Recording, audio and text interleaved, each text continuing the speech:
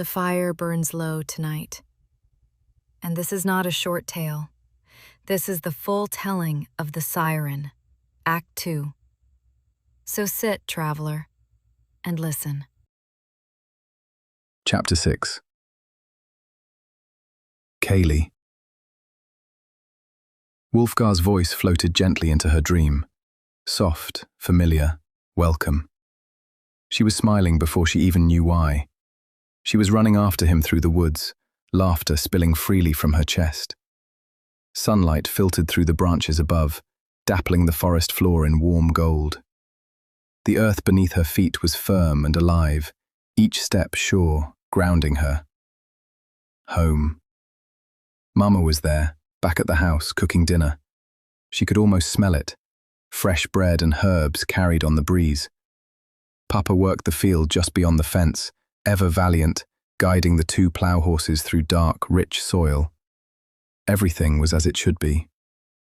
Kaylee laughed again as she caught a glimpse of Wulfgar's dark shape weaving between the trees.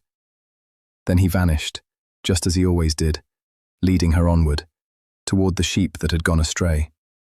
The sheep ran, frightened of Wulfgar's looming presence, but Kaylee didn't care. Not now. Not here. Joy filled her chest, light and unburdened. She dug her feet harder into the earth and ran faster, wind tangling in her hair, filling her lungs, her heart, her very being with fresh, clean air. "Kaylee," Wulfgar called again. "I'm coming," she cried, glee bright on her face, her whole body alive with happiness. "Kaylee!" The hiss in his voice cut sharp. The sky darkened in an instant. Black clouds roiled violently over the hills, swallowing the sun. The wind turned cruel, whipping harder and harder through the trees. Fear struck her without warning. Kaylee stopped running, raising her arms to shield her head as the gusts battered her. Her heart pounded painfully as she looked around, confusion and dread clawing at her chest. Something was wrong. The woods felt different, wrong in a way she could not name. Suddenly, the earth beneath her feet gave way. It swallowed her ankles whole. She gasped, trying to step back to flee, but the ground hardened around her legs, holding her fast. Panic seized her. She strained upward, but the earth crept higher, encasing her calves, her knees, then stopped, solid as ice. "No!" Her voice caught in her throat. She bent down desperately, clawing at the soil, pulling frantically at her trapped legs, but she could not free herself. She was stuck. The trees around her groaned. She looked up. The forest twisted before her eyes, bark paling, leaves draining of color, until the trees stood ashen and grey. Then the ground split open with a violent crack. A massive crevice tore through the earth before her. Her ears popped as the land convulsed, the force of it rattling her bones. Fire erupted from the black void below, molten and roaring, heat washing over her skin until it burned. Wulfgar burst forth from the depths as if born from the hells themselves. He landed at the edge of the fracture, his dark frame silhouetted against the red-hot torrent of flames behind him. The sight struck her to her core. He came for her, low, hungry. His red eyes burned brighter than the inferno at his back. His fur was blackened with ash, licked by fire. He hissed and growled, baring immense, gleaming teeth. Kaylee tried to move. He pounced. His weight crushed into her chest, knocking the breath from her lungs. She fell backward, falling, then slammed hard against the ground. Her legs were free now, but it didn't matter. She could only scream. She screamed and screamed, terror tearing from her throat. Wulfgar leapt away, landing neatly aside, then charged her again. His white teeth sank into her leg. Pain exploded as he thrashed. "Kaylee, wake!" The command shattered the dream. Her eyes flew open to darkness. She scrambled backward in blind panic, slamming into a tree. White burst across her vision as pain lanced through her back, sharp and real. She gasped, clutching the blankets to her chest, breath coming fast and uneven. The night was still, The fire nearby had burned low. The men were still sleeping. Morning had not yet come. Her vision spun as reality rushed back into place. She blinked frantically, again and again, until the world steadied around her. Then relief hit her, harder than the tree ever had. Wulfgar's eyes caught what little light the night offered, reflecting it back in an eerie yellow glow. For one dreadful heartbeat, Kaylee thought he had truly bitten her. Her gaze dropped in frantic fear to her leg. No blood, only faint soreness. She rubbed at the small pockmarks, the sting real but shallow. A warning, not an attack. "You would not wake," Wulfgar growled, irritation rolling through his thoughts, "and your screeching, child, nearly woke the others." She sniffed sharply, chest tight, the terror of her dream still clawing at her insides. Never before had he frightened her as he had tonight. Even now, her hands trembled. "Kaylee," he snapped, "it was only a dream. Now quit sniffling like an infant and hold still." The words cut, deliberate and sharp. He was agitated, angry even. But no matter how her body quaked, she forced herself to obey. She stood still as Wulfgar moved toward her, his presence pressing into her mind, slow and grounding, steadying the chaos left behind by the dream. He lowered his great head and licked gently at her leg. Warmth spread where fear had lingered. When he pulled away, there was no mark left at all. "See?" he huffed. "Good as new. Now, if you would stop looking at me as though I planned to eat you, you might wish to bathe, The promise of bathing snapped something loose inside her. The dream retreated, though the ache it left behind still pulsed faintly at her heart. "'Twas just a dream, child," he fumed again, deliberately using the word. Her jaw tightened. "I am no more a child than these men, Wulfgar." She rose quietly, grabbed her rucksack, and freed her feet from the tangled blankets. Without waiting, she followed him into the forest of early morning.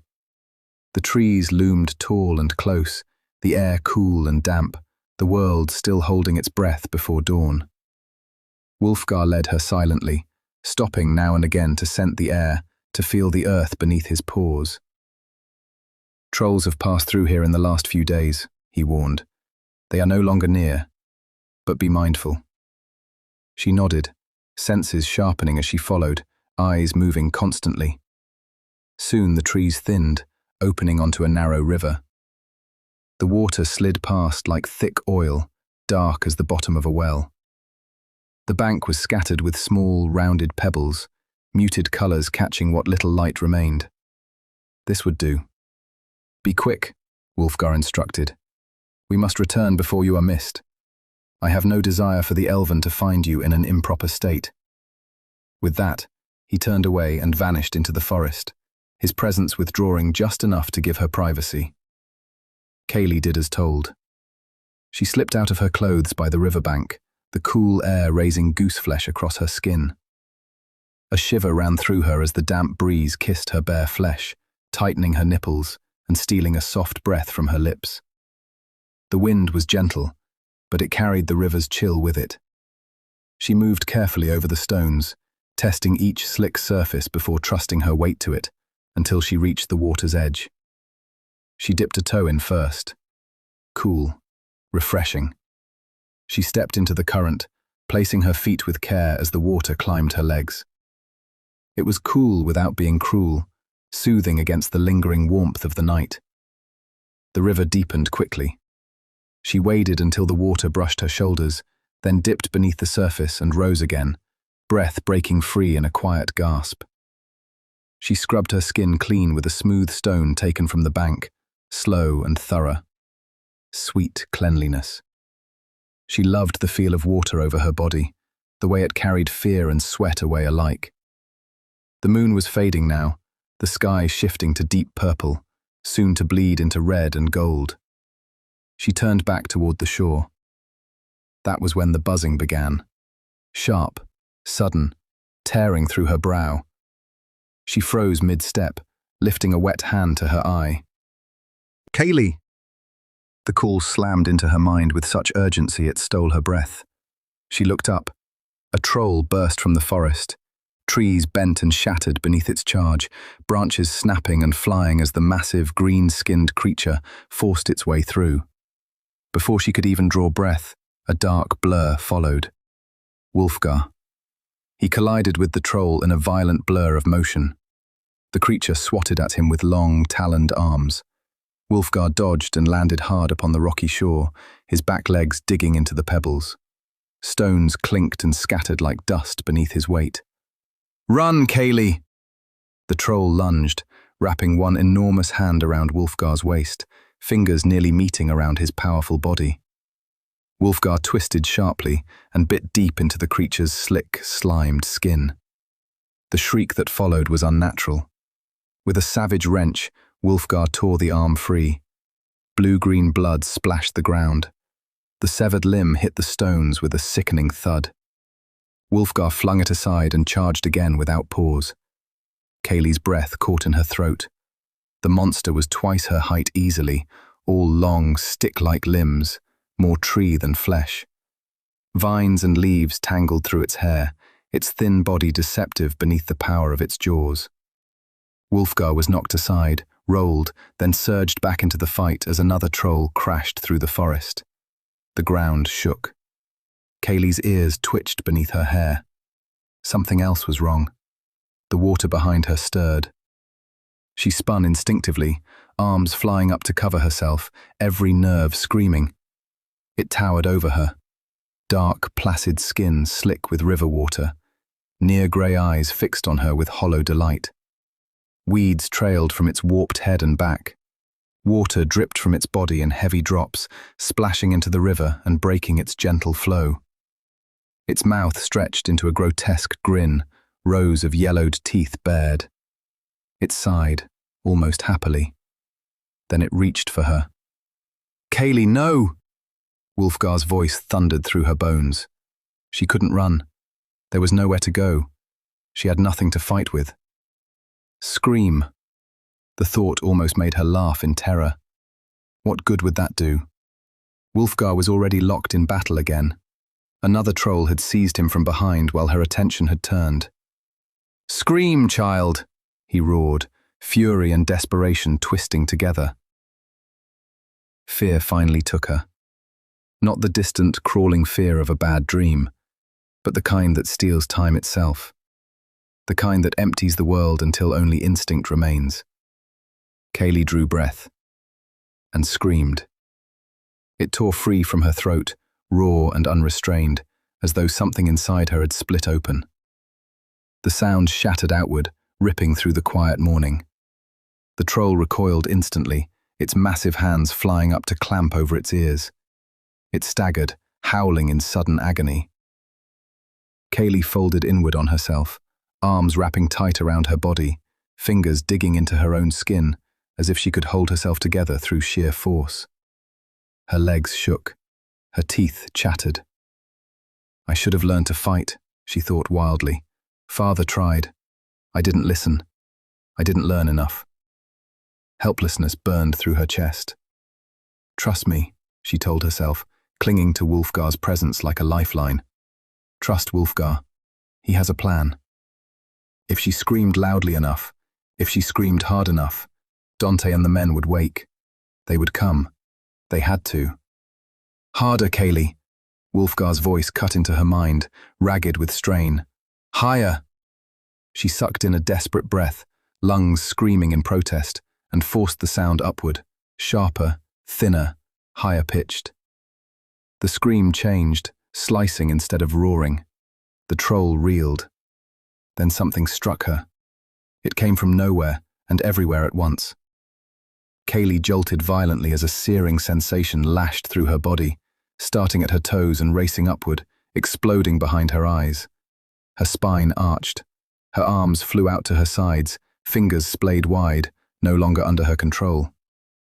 The river trembled. She could feel it. Not just hear it, but feel it. Water shuddering around her legs, stones rattling beneath the current. The wind pressed in close, sliding across her skin, curling into every hollow and seam of her body. Then, control. Not sudden, not clean, but hers. Her arms moved forward slowly, deliberately, as if guided by instinct older than thought. Her hands came together. Clap. The sound cracked like thunder. The force gathered around her in a rushing, tightening pressure, drawn inward for one terrible heartbeat. And then it unleashed. A wail burst from her, ghastly and wrong, nothing like a human scream. It tore across the river with violent force, slamming into the troll. The creature was flung backward, its shrieks crushed beneath the sound as it sailed across the water and struck the far bank with bone-crushing impact. The earth shook. When it landed, it did not rise. Kaylee turned slowly. The stones beneath her feet felt sharper now, more real, each edge pressing into her soles with startling clarity. The air felt colder, crisper, as dawn crept fully into the sky. She felt her eyes widen, pupils stretching as if trying to drink the world in. Something inside her had shifted, opened. Wulfgar collapsed to the ground not 10 running steps away. "No," she breathed, terror ripping through her chest. "No, you will not die." She surged forward, leaving the river fully, water sliding from her skin as she moved. The pebbles beneath her feet vibrated violently, some lifting briefly into the air before clattering back down again. She barely noticed. Wind rushed around her, tugging at her hair, whispering across her skin. Soft voices brushed her ears, too many to separate, overlapping and blending together into a half-remembered melody. It felt achingly familiar, like something from a life she could almost, but not quite, remember. She took it, all of it. The wind, the stones, the pulsing presence coiled deep within her. Another jolt tore through her body. This time she moved with it, hands and feet flowing together in an instinctive, alien rhythm. The power surged up from her core, swelling again. She screamed. The force exploded outward once more. The second troll fell where it stood, collapsing in on itself with a final, hollow sound. It did not move again. Silence followed. Kaylee stood on the riverbank, arms slowly falling to her sides. Her breath came fast and uneven as she stared at the still bodies scattered across the ground. The air around her crackled faintly, alive with something she did not understand. The sensation wrapped around her, humming through her bones. Confusion washed over her. She hadn't known what Wulfgar meant when he told her to scream. Now she feared she was beginning to understand. "Wulfgar," she turned her head. He was pushing himself upright, shaking violently from nose to tail. Relief flooded her so hard it nearly knocked her to her knees. She ran to him without thinking, heedless of anything else, and dropped beside him. "Oh, my dear love, you are all right," she murmured, voice breaking as she pressed her hands into his warm fur, rubbing his shoulders and back, her forehead resting briefly against his neck. He stiffened, then pulled away. "Quick," he said sharply. Before she could protest, he bounded off. She watched, dazed, as he darted to the water's edge, seized her rucksack and clothes in his teeth, and returned just as swiftly. His gaze stayed carefully averted, fixed anywhere but on her. "Ride me." She hesitated. She hadn't done so since she was a child. "They come, Kaylee." That decided it. She wound her hands into his fur as he braced himself. Carefully, she lifted her leg over his back, settling against him. His fur was solid and warm beneath her, familiar in a way that made her chest ache. She clung to him, leaning forward over his neck as he surged into motion. They were off. He ran with effortless strength, bounding, leaping, swerving through the trees without once jolting her or landing too hard. It was nothing like riding a horse. His movements were smooth, fluid, alive. Kaylee pressed close, heart pounding, not with fear this time, but with something brighter, something awakened. Through the forest he carried her, under fallen logs slick with damp moss, over jutting stones smoothed by centuries of rain and root. Wulfgar bounded with effortless power, his body a living rhythm beneath her. Kaylee felt the wind tear through her hair, strands whipping across her bare back and shoulders, cool and sharp and alive. Light filtered through the trees now, no longer the muted grey of night, but a growing brilliance. Thin spears of gold slipping between branches, catching on leaves, shattering and reforming as they struck her skin in fleeting flashes. Her body moved with his, instinctively, trusting completely. Each leap lifted her heart, each landing steadied it. The forest rushed past in a blur of green and brown and light, the scent of pine sap and damp earth filling her lungs until she felt almost dizzy with it. And then, far too soon, he slowed. Wulfgar came to a halt in a quiet hollow where moss lay thick and undisturbed, a place hidden and old. He lowered the sack carefully to the ground, reverent in the way one might set down something fragile. Kaylee slid from his back, her feet meeting the earth, cool and solid beneath her soles, grounding her after the rush. He gave a low grunt, neither impatience nor reproach, and turned away from her, settling heavily onto his haunches. His back was straight, unmoving, his gaze fixed into the forest beyond. He would not look. Without a word passing between them, she dressed. The gown came first.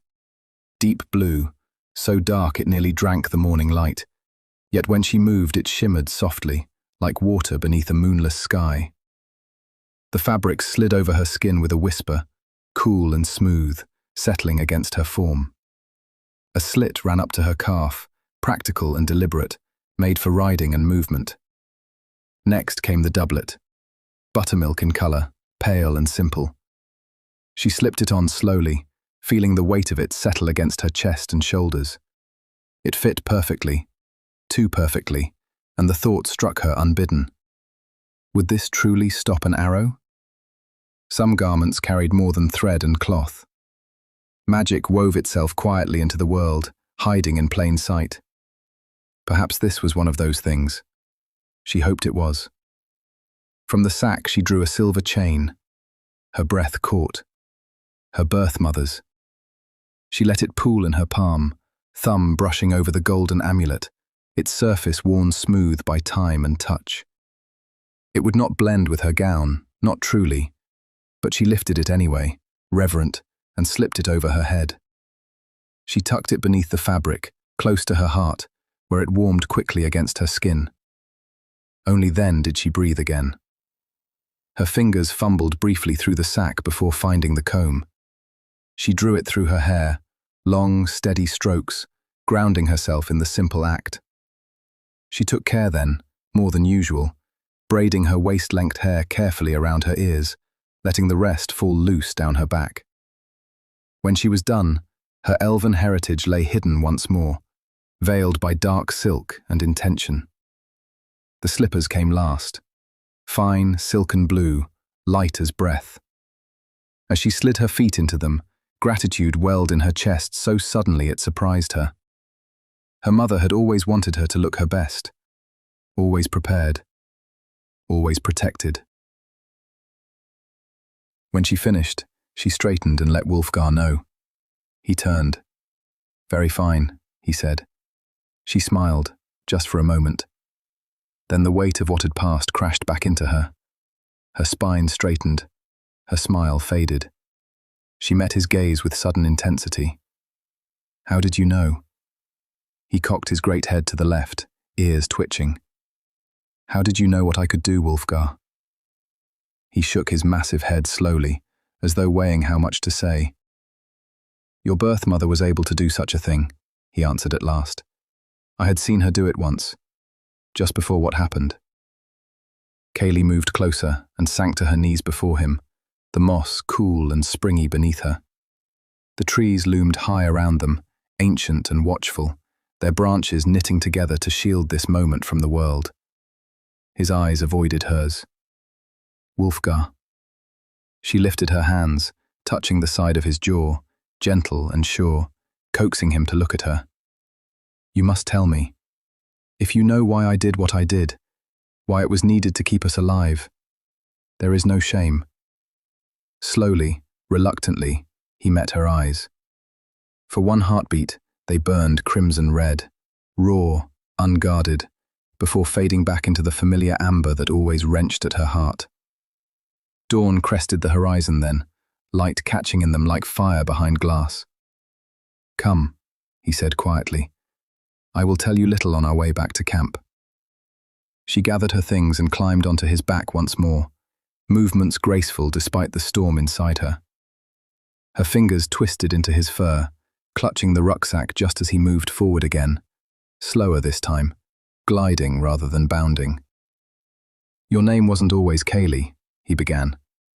His tone was distant, thoughtful. "I know not what that name was, but your mother was a Seiren, the key to the gate into and out of Terminag." Her breath stilled. The Seiren could open the way, the path into the depths of the forest, impassable by any other means, even by elvenkind. The voice, the sweet song of the Seiren, when shrieked at a pitch so dastardly, it can kill all in its chosen path. Or open it. He paused. That sound will part the wood itself. His steps slowed further. "The day you remember so fondly, the day we met, your mother was there, with your father, with other elven kind. They were making a journey. She opened the gate to say goodbye." Kaylee's chest tightened. "They were attacked. Your mother closed the gate and perished to keep anyone from entering Terminag. She saved the elven kind, yet damned them." Wulfgar huffed softly. "This is difficult to explain in one telling. The elven one will speak more of it soon. He is eager to do so." Kaylee said nothing. She let the words sink beneath her skin, deeper than bone. "Those who wished to destroy the elven kind were trapped outside the gate," Wulfgar continued. "They are still there." His tone darkened. "They are looking for you, Kaylee." They were nearing camp now. She could feel it, the subtle shift in the forest, the distant echo of others. And yet her questions only multiplied. Who had attacked? Why? What was the full role of the Seiren? Why had Wulfgar been there? Why would he let Dante explain, when Wulfgar was the one who had raised her? Her thoughts ground to a halt. She straightened on his back, bracing herself. "Did you kill my parents?" The question was soft. Wulfgar stopped dead. Silence stretched, long enough to hurt. Her chest tightened, insides twisting as she felt the cold, complex churn of his thoughts brushing against her own. "No," he said at last, bitterness seeping through the word. Relief crashed through her so violently her eyes burned. "But my brother did, and I am sorry." She slid from his back, legs weak, standing beside him as he turned away and began to walk. "My views were different then," he said. "No different from my brother's. I believed peace impossible, that our kinds were too different, too otherworldly." He paused, glancing back once before facing the forest again. Loneliness and regret bled through him. "He took me with him, fleshling. To kill. I was empowered to do so. I believed he was right, until I saw you." His voice softened. "I took you and ran. My brother cursed behind us. Ogres gave chase. He wished to keep you, raise you as one of us. That was not a fate I could see for you. So innocent, so small." He stopped. His form shimmered, blurred, then flowed like water into shadow, and he was gone. Kaylee stood alone, staring after him in disbelief. He had left everything. For her. "My lady." Dante's voice was a low murmur as he reached out and gently touched Kaylee's arm. She jumped. Her whole body jolted in surprise, her eyes distant and unfocused, as if she hadn't even registered his presence. Slowly, she turned her head to look at him, a mystified, faraway look clouding her expression. "My lady?" he repeated, his tone softening with concern. He gave her a gentle shake, just enough to try to bring her back to the moment. She didn't meet his eyes. Dante bent at the waist, lowering himself until his golden gaze aligned with hers. His expression was earnest, serious, and filled with quiet worry. Around them, the rest of the camp moved quickly, men and women packing their things in hushed urgency somewhere deeper in the forest. He dropped his voice further, just above a whisper. "Are you well, Kaylee?" She blinked and snapped into the present, her gaze locking with his. There was something bright and intense in his eyes, a glint of emotion, perhaps recognition or fear. She gave a small nod, silent but sure. Dante shook his head slightly, worry tightening his mouth before he spoke again. "There is something near the river. We must get far away from here." Another nod from her. "Did you see it?" he asked, his brows drawing together in a furrow over his golden eyes. His voice dropped again, like a hand placed over a beating heart. She nodded once more. "No wonder you're petrified," he muttered, more to himself than her, before moving with decisive gentleness. "Come, dear." Without effort, he swept her up in his arms. His armor barely groaned under the shift. It pinched slightly at the seams, but he carried her with the ease of a knight bearing something sacred. At the edge of the clearing, her steed awaited. He lifted her up, placing her carefully into the side saddle position. "No worries now," he murmured reassuringly, his voice brushing against her ear like a protective blanket. "I will keep a close watch on you." And then, his next motion was fluid, elegant, shocking for a man so solid. With one arm on the pommel and barely a foot in the stirrup, he pulled himself up behind her with inhuman agility, landing with perfect balance. One hand slid forward to take the reins, the other wrapped around her waist, steadying her. A sharp whistle cut through the air, then a kick to the grey beast's flanks sent them off like a thunderclap through the forest. Kaylee leaned gently into his armor, the cool metal pressing softly against her cheek. His arm braced against her stomach, not too tight, not too loose, was the only thing between her and a tumble into the blur of rushing trees. Around them, hooves pounded, the company surging forward in a rush of wind and motion. Despite herself, a thrill surged through her chest. She was part of something, a quest, a journey. But to what end? "Wulfgar?" she called out, her voice gentle within the silence of her mind. "Yes," he responded curtly. His tone was edged but not cruel. "What is our journey?" she asked softly, sidestepping his gruffness like one steps around an old stone. After all this time, she had learned that his testy moods weren't meant to push her away. "To get your hide to Mainstay. It will be safer there until I can speak with a few of my kind, see where it would be safe to keep you. And Kaylee." She turned her head slightly, though it served no purpose. It was habit now. "Yes?" "The ogres know you are alive, and they will stop at nothing to take you to Bane." She stiffened in the saddle. That name, spoken not aloud but pulsing with dread in Wulfgar's mental tone, made her breath catch. "Your brother?" The confirmation came not in words, but in feeling. A heavy, bitter weight that settled in her chest. "What kind of war is going on, Wulfgar?" she asked. The question trembled as it left her mind. "Not the kind I wish you to be around, that is for sure." And just like that, the walls came up. The bond between them dimmed slightly, the door closing as he shut her out.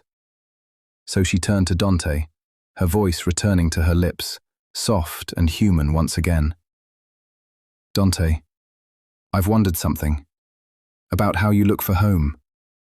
Is your home not Terminag?" She chose her words carefully. She wasn't even sure what she was asking, only that it weighed heavily on her. Dante's arms shifted around her waist. She could hear the breath he took. "My home is Terminag," he replied, his voice a blend of reverence and sorrow. "And closed. No one is able to go in or out." Exactly what Wulfgar had said. Yet it landed differently, now spoken by one of Terminag's own. "How can you get home then?" she asked, careful not to prod deeper than she ought. The pain in his voice pulled at her, made her feel guilty for wanting to know. And yet, she had to ask. "You wish to know why I journey?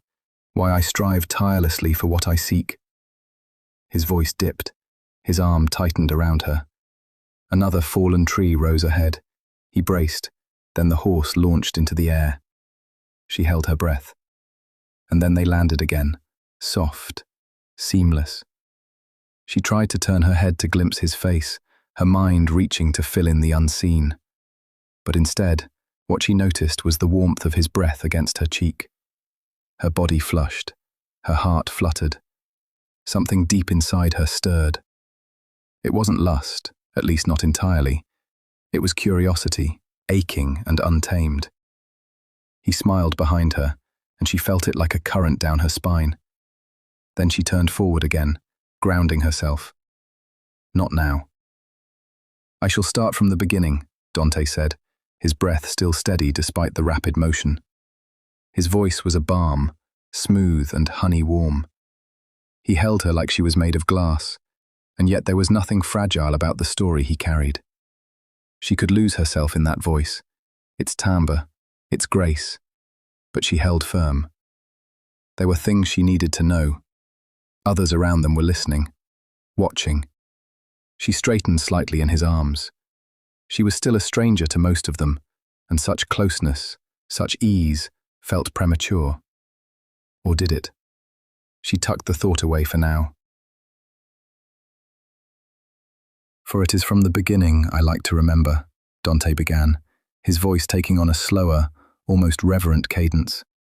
"For in a way, it seems that I must remind myself how it had all once happened, who I am, and that I shall never forget what I quest for." His words were spoken not just to Kaylee, but to something distant, ancestral perhaps, buried deep in his soul.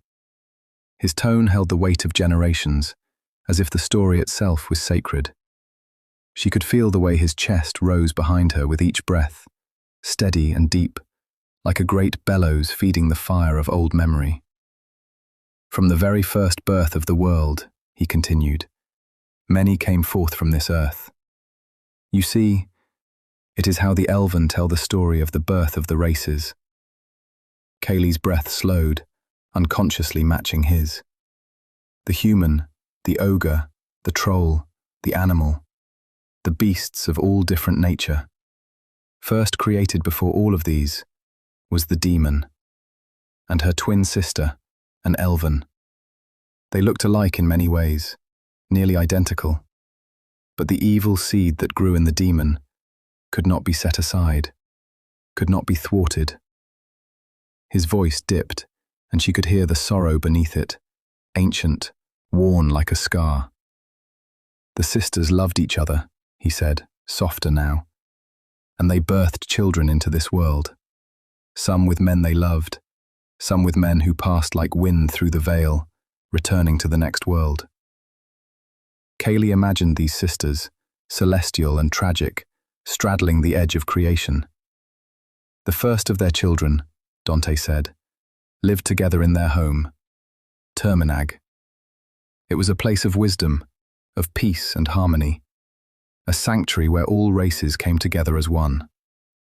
There was warmth in his words now, a wistfulness, as if Terminag were not just a place, but a memory he ached to return to. But the demon sister, his voice hardened. She grew jealous.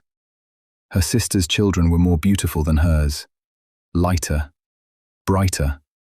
And so, Kaylee felt it, like a shadow spilling over her shoulders. An uprising occurred. The horse beneath them continued its thundering stride, but she hardly noticed now. The demon mother sent her hordes to fight against their family, and the Elven fought back, fiercely, not alone. They stood beside the humans, the animals, the Elven subspecies. The whole of the earth shuddered as the beasts joined their dark brothers and sisters, and the humans, the animals, answered the call of their kin, the elven kind. The world waged war. She could almost see it. Legions across wild fields, storms of magic and claw and flame. The mother of the twins, she woke from her slumber. A hush fell between his words. She was so angered, so filled with sorrow, that she reached down and plucked the demons, mother and all, and threw them deep within herself, to punish them for their jealousy, for their naivete. His voice was quieter now, but it held the kind of silence that followed thunder. She created the 9 hells inside her own body, not as a cage, but as punishment, as eternal duty. A pause. The wind threaded through Kaylee's hair. The mother of all, though angry, still loved her demon children. She gave them a role, a burden, to be the keepers of the 9 hells for all eternity. That was her decree. All the evil of the world, when it died, it would go to them, and the demons would be their keepers. Kaylee's throat felt tight. Their entire bloodline was to serve the darkness and fire, from then until the end of time. No matter the era, no matter the age, forever they would be punished for the mistakes of their mother. That was the Mother Gaia's creed. He said her name with such reverence. Gaia, as if speaking it could stir her again. The elven, Dante went on, were left behind, tasked with protecting her. Their purpose was to stand guard, to watch and wait. Then came the ache again, deep in his tone. But the elven mother goddess, she wept. His hand clenched around the reins just slightly. Day and night, she cried for her demon sister. The uprising, the betrayal. It broke her heart beyond mending. Her grief formed the river of elven tears. It runs through Terminag even now, clear as crystal. We drink from it. We bathe in it. We scry with it. Kaylee's heart ached as she imagined such sorrow being born into the world, liquid grief flowing eternally. And once more, the Mother Gaia saw her daughter's pain, and because she was beloved, the world was changed again. He paused. The silence between words stretched, long and respectful. Terminag was sealed. His voice came back firm, final. A sanctuary, once open to all, was closed off from the world. A holy place, now untouchable. No more gathering of kin, no more unity. Each race was given its own path, its own walls, its own solitude. Dante exhaled slowly. And the elven sister was given a task. She was to choose one of her children, one child, to guard the gate. Kaylee's stomach tightened. And so she chose the Seiren. The name struck her like a bell in the chest. The child Seiren had a voice, beautiful beyond mortal understanding, a voice with power. Power to disintegrate those who threatened Terminag, the gift of song and of destruction. Kaylee's hands curled slightly in her lap. The Seiren was appointed as guardian of the gate, the only one who could part the veil and open the sacred way. She, and her daughters after her. The weight of it pressed into Kaylee's chest like a stone. She knew. She knew. The Seiren's sister in turn was given the crown. She would rule the kingdom, watch over the grieving goddess, hold the burden of leadership. The story slowed. Dante's voice softened like twilight. And the Seiren, she was given one last burden. Kaylee closed her eyes. To let a demon willingly into Terminag would mean the death of her people. The Mother Gaia could not bear to see her children weep like that again. He fell silent. Then, slowly. Each race went its own way. Each remembered in its own way the truth of what happened so long ago. Dante fell silent. Not abruptly, but with intention. The kind of pause that allowed the weight of what had been spoken to settle into the bones. The world did not rush to fill the space he left behind. The thunder of hooves continued. The wind kept its course. The forest slowly loosened its grip as the land ahead began to open. The trees thinned. The shadowed canopy gave way to light, and the earth stretched outward into a vast valley. Rolling grass rippled in the growing daylight, the green broken only by distant stone and the pale sweep of sky above. Morning had fully claimed the world now, soft gold bleeding into blue. Kaylee barely noticed. Her mind was elsewhere, caught in the echo of Dante's words. His silence did not disturb her. If anything, it gave her room to breathe, to gather the fragments of the story and try, vainly, to make them whole. Wulfgar had made her aware of her voice, made her aware of what her mother could do. Open the gates. The realization struck her like a cold hand closing around her heart. This meant Kaylee was the next Seiren, or perhaps the last. Something Dante had said finally clicked into place, sharp and undeniable. Dread poured through her in a slow, suffocating wave. Her chest tightened. Her breath faltered. She could never go to Terminag. Never. Because Wulfgar would never be able to follow. Her vision blurred as tears welled, the world shimmering at the edges. She looked from the open valley to the horizon and back again, but it all felt suddenly empty, hollow. The meaning of everything unraveled at once. All she knew, truly knew, was that without Wulfgar, she would be alone. Utterly. She understood now what Dante's words meant. Not just the history, but the cost. For better or worse, for anguish and for comfort, Wulfgar was bound to her. Forever. Terminag would close itself away from the world. Someday, long and distant, Dante and those like him, stranded beyond its borders, would perish.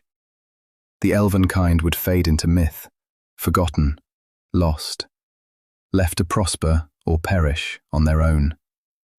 A strange, painful sensation struck her chest. Not a wound, but a pressure.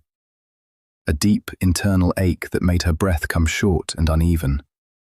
She tried to steady herself, tried to slow her racing heart. She failed. How could this be right? Her arms wrapped around herself instinctively, as if she could hold her body together by force alone. Questions tore through her thoughts, wild and merciless. Would the Mother Gaia shudder at the path her children had taken? Would she punish those who had wronged the elven sisters and brothers? And if Kaylee turned her back on them, on Terminag, was she any better than the demon twin who had done the same? The confusion hurt more than fear ever had. And worse still, would she one day be forced to leave Wulfgar behind to save them? The thought nearly broke her. She reached out with her mind, instinctively, desperately. Wulfgar. The answer came not in words but in warmth, a presence wrapping around her like fur and breath and heartbeat. It felt as if he stood beside her, shielding her from the world, his massive form curved protectively around her own. Her physical body responded at once. Her breathing slowed, the tremor in her hands eased. Right and wrong twisted together inside her chest, inseparable. This is all too much for you now, Wulfgar growled within her mind. Tell him to hold his fleshy tongue until we reach camp, or I will bite it off and thrash it from his lolling head. He is upsetting you. The threat was not idle. Kaylee shuddered. Dante, kind, earnest Dante, did not deserve such a fate. She gathered herself, steadying her breath before speaking aloud. Dante? Her voice was low, carried only to him through the rush of wind and the thunder of hooves. She was certain none of the others could hear. I would very much like to hear the rest of your quest, she said gently, carefully. But it is only noon. We must have something to speak of over the campfire this night. For a heartbeat, she wondered if she had offended him. Then Dante laughed. It was warm and easy, the sound carried away by the wind as his golden hair whipped around them.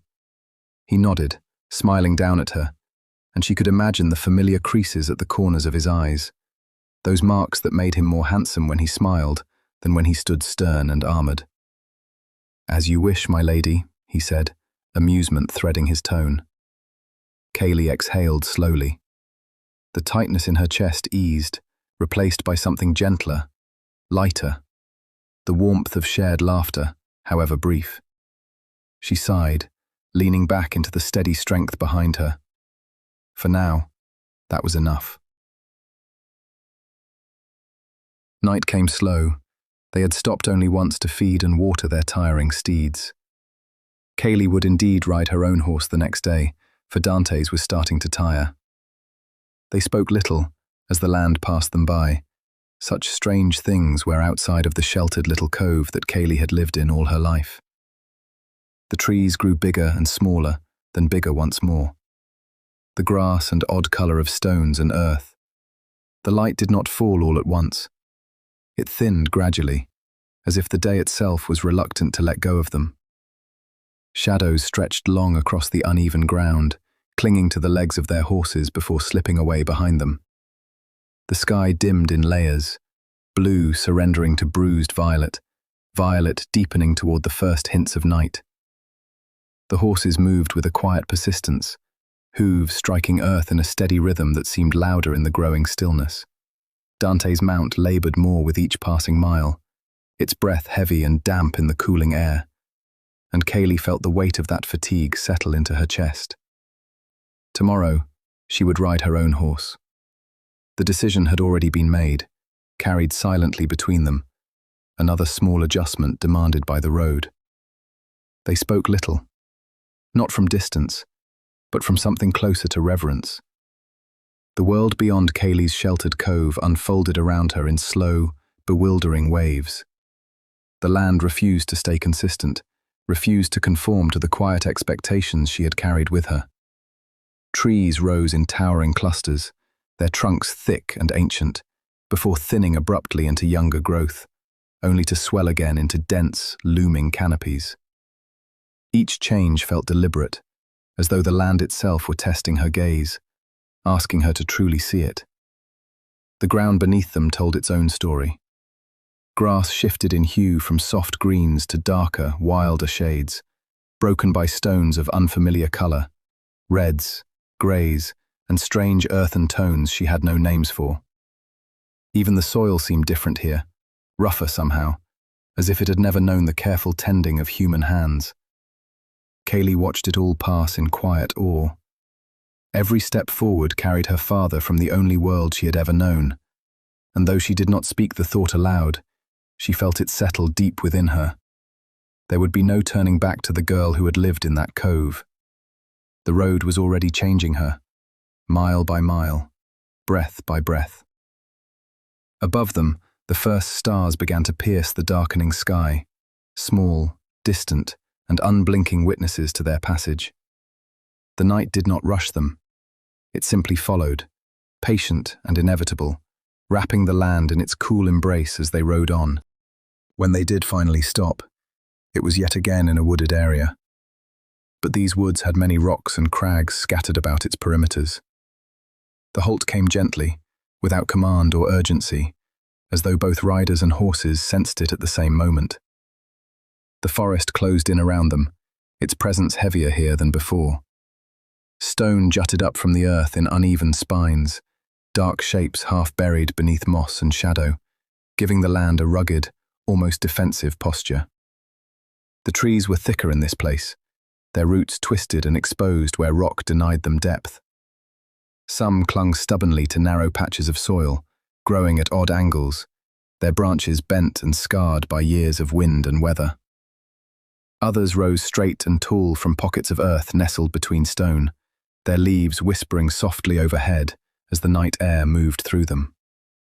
Crags framed the clearing like silent sentinels. Jagged edges caught what little light remained, pale streaks of moonrise glinting along their faces before fading again into darkness. The ground was uneven beneath their boots, stones shifting softly underfoot when they dismounted, the sound muted but unmistakable in the quiet.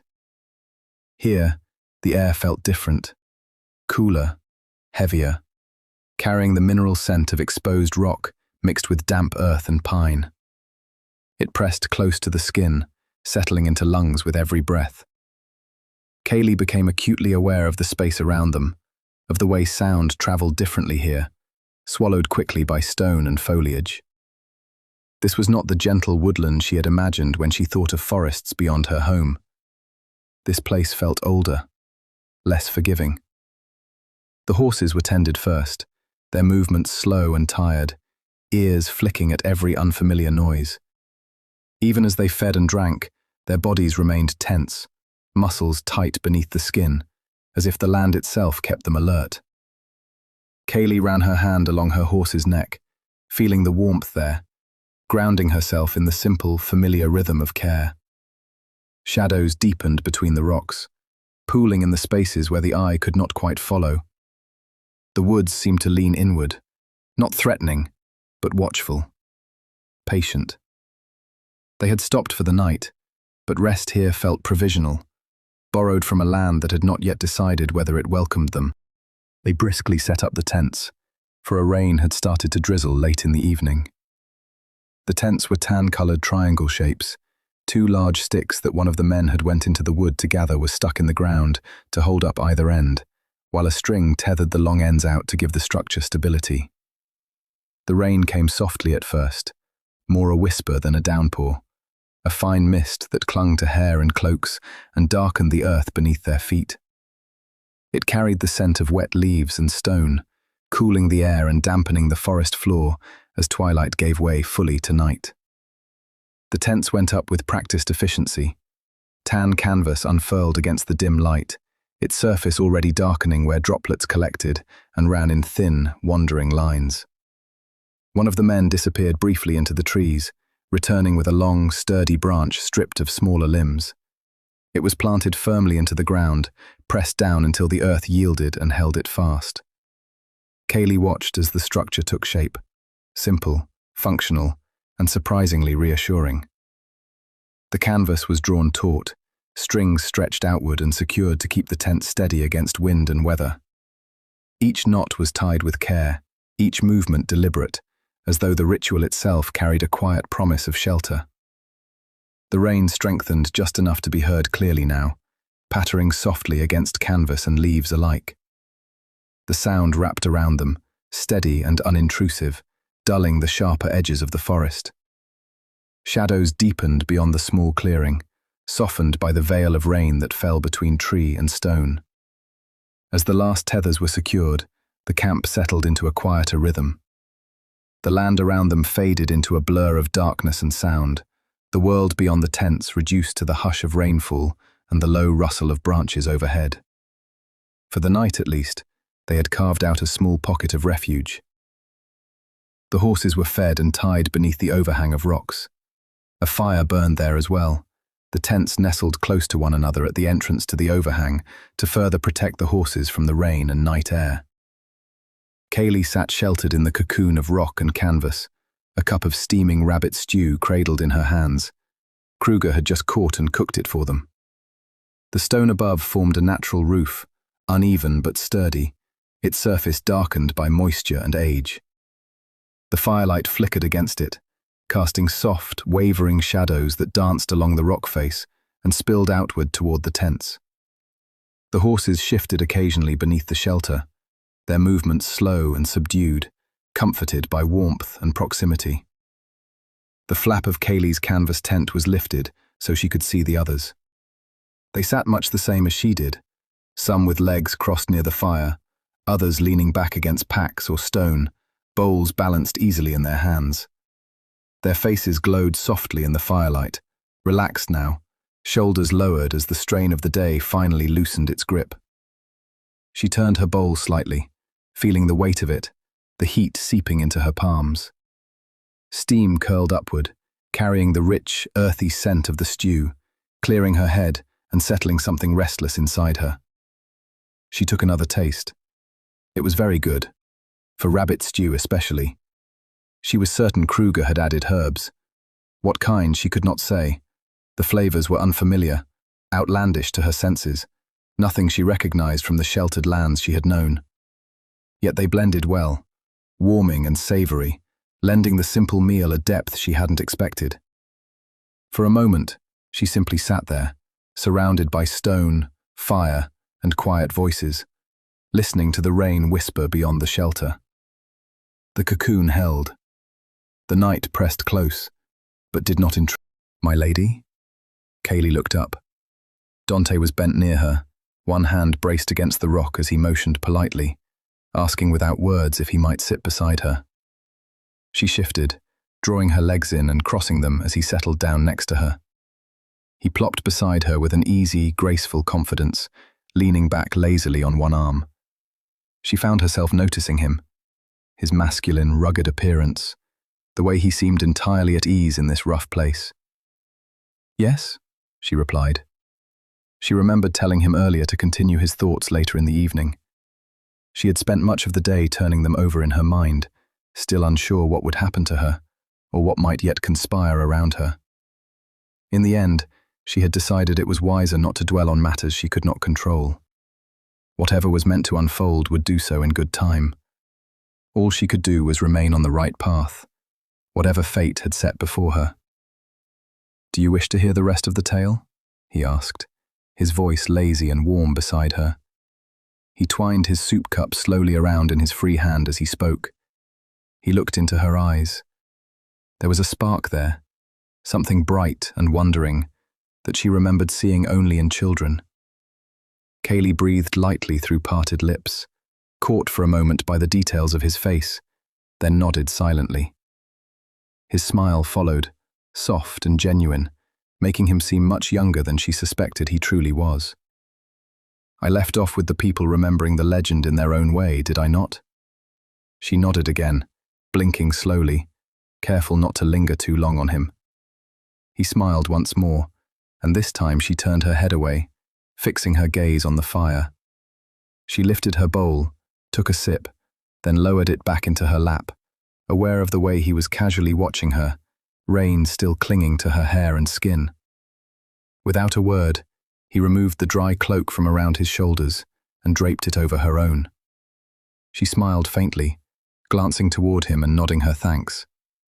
He only shrugged in response. She looked away quickly, returning her attention to the flames as they jumped and spat, wood cracking as the fire consumed its fuel. "Yes, well," he began, "all these thousands of years, the demons, I will call them the Dark Ones, for there are ogres and trolls and whatnot, all included among these nasty ruffians. The Dark Ones have been trying to knock down the gates of Terminag for eons now, and none have been successful. But a little over 20 years ago, a band of warriors was leaving, many were leaving, to war with the Dark Ones. The Elven ones who had chosen to live lives away from Terminag were being sought out and slaughtered. So it was the mission of this band to discover what the demons were plotting against our kind. We believe the Dark Ones searched fervently for a way into Terminag, to destroy us and take over the City of Light. It is a drive within them, one they have known since the betrayal at the beginning of this war. We were foolish then to believe the demons were mindless, soulless beasts, lacking intelligence. The band was accompanied by the Seiren, who carried her infant daughter strapped upon her back, and my mother, her dearest friend, at her side. They were saying goodbye to their husbands and grown children, as tradition demanded. But this time, there was an army of Dark Ones, finally making their move to capture the Seiren. The attack was launched by a great black wolf, much like the demon you keep company with. Kaylee's heart fluttered. She refused to look at Dante. He could only think the worst of her, and the worst of Wulfgar. "He was not there," she whispered, her lips barely parting as the words escaped her. It was instinct, a quiet defense, but Dante only shrugged. "No, I know that one was not there. The name was different. I will tell you how we knew what had truly conspired, but I should finish the other parts first. The elven band was taken by surprise. not by the full force that would later be sent. This was merely a scouting party of sorts. Still, any number that large would be considered an army. They were elven, he added, as though that alone answered any doubt. She supposed in many ways it did. The elven were skilled, wise, powerful. Yet his haughty tone unsettled her. A question stirred quietly in her chest. Was she on the right side? Serena, he continued, the Seiren of that time, was a brave and strong woman. She was very beautiful and very fortunate. She was married to the Queen's brother, and with her power, wisdom, and the gift she wielded, she was one of the greatest Seiren Terminag had ever been privileged to know. He paused. I remember her well, he said softly. And in a way, you look much like her. Kaylee froze. Her insides twisted with worry. She was not ready for this, not yet. She could not face that past while the loss of her parents still lay raw within her, while so many choices remained undecided. It was all too much at once. Her mind trembled on the brink of fracture, until it was steadied. Wulfgar's strength wrapped around her like a shield, firm and unyielding. He was there. He would protect her. But I am human, she said, her voice a little shaky, forcing the words out instead of letting a worried whimper escape. He smiled. She could not help but catch the curve of it from the corner of her eye. Yes, yes, of course, he said gently. But in a way, you are much like her. The way your hair falls, its colour. The way the light plays so softly against you, as if it were afraid to touch you too directly, as if it feared causing you harm. The colour of your eyes, like a warm autumn day, and the way you see the world as a good place. Kaylee slowly turned to look at him. He was close, so very close. Dante's voice had dropped, low and smooth, and heat crept into her cheeks. Never had she thought of her plain features in such a way, never imagined them described as something golden, something cherished. His eyes were bright, filled with things she had never seen and could never have experienced. Strength sat easily in the line of his jaw, his skin lightly tanned, his brows smooth and expressive. His golden hair had been pulled back, yet it still framed him like a lion's mane, wild and untamed despite his effort to restrain it. Kaylee realized then just how close she truly was to him, closer than she had ever been to any man before. The sudden awareness nearly made her pull away. Nearly. But she did not want to move. She wanted him to remain just a hair's breadth from her face. His breath was warm as his gaze searched her features slowly, carefully, as if he were looking for something she did not yet understand. She liked this war man, Dante, the way he had never let her fall as they rode for so long, even when his arm must have ached from holding her steady. Even when they first met, he had protected her, pulled her away from the horror of her parents' broken bodies before she could fully see them. He reminded her of her father, of Wulfgar. He carried her father's kindness and that gentle smile that made her feel safe. But he also bore Wulfgar's determination, his vigilance, his powerful instinct to protect. Then Dante's fingers touched her face, just her cheek, ever so gently. Her thoughts scattered at once, dissolving beneath the warmth of his hand. All she could feel was the smooth heat of his skin against hers. He moved closer, his eyes locked with hers, and she felt herself leaning into him without realizing she had done so. She had known him only a short time, yet she knew, just as surely as she knew Wulfgar was good, that Dante was as good as a war man could be. He kissed her. His lips were warm, careful, touching hers in a way no one ever had before. She had seen her parents kiss countless times, knew what it meant, knew what to do. She pressed gently back against him, melting into the moment as warmth bloomed deep within her. His hand slid behind her neck, steady and sure. The sensation was glorious, soft calloused, exactly where it should be. Wanting her, needing her. Her stomach twisted with a feeling she had never known, bundled tight and burning all at once. Others had tried to court her, to charm her, but none had ever made her feel this way. Then the heat of his breath brushed her cheek. Too close, too sharp. She flinched. Her eyes flew open. With a gasp, she lurched backward. Wulfgar stood between them, his massive form blocking Dante completely. His sharp teeth were bared, his lips pulled back in a silent snarl, his blazing red eyes locked inches from Dante's face. Kaylee's bowl lay forgotten outside the tent as she pressed herself instinctively behind the wolf's broad frame. "I warned you, boy." The hatred and malice in Wulfgar's voice cut through her like a blade. Tears welled in her eyes, painful and confusing, so close to the warmth she had felt only moments before. Her chest heaved as she looked from one to the other. "Wulfgar!" she cried. He turned his head slightly toward her, muzzle twitching. "Please, Wulfgar, no." The fire in his eyes dimmed, the harsh red fading into something softer, like freshly heated iron cooling. After a long, heavy moment, he exhaled. "Very well." Reluctantly, Wulfgar turned away from Dante. Dante remained frozen, shock plain on his face. Neither of them had heard the wolf approach. Neither had sensed his fury until his breath was upon them. Wulfgar moved back to the cushions that served as Kaylee's bed, lowering himself with a huff. He curled in upon himself, closed his eyes, and appeared to fall asleep. The moment was gone. Kaylee no longer smiled, no longer felt as though she might lift from the earth and fly. Her cheeks burned as she met Dante's gaze again. His expression was tight, angry, lips pressed thin, as he shot a glare toward the wolf filled with pure malice. Embarrassment washed over her. The silence pressed down, heavy and awkward, and she could not bear it.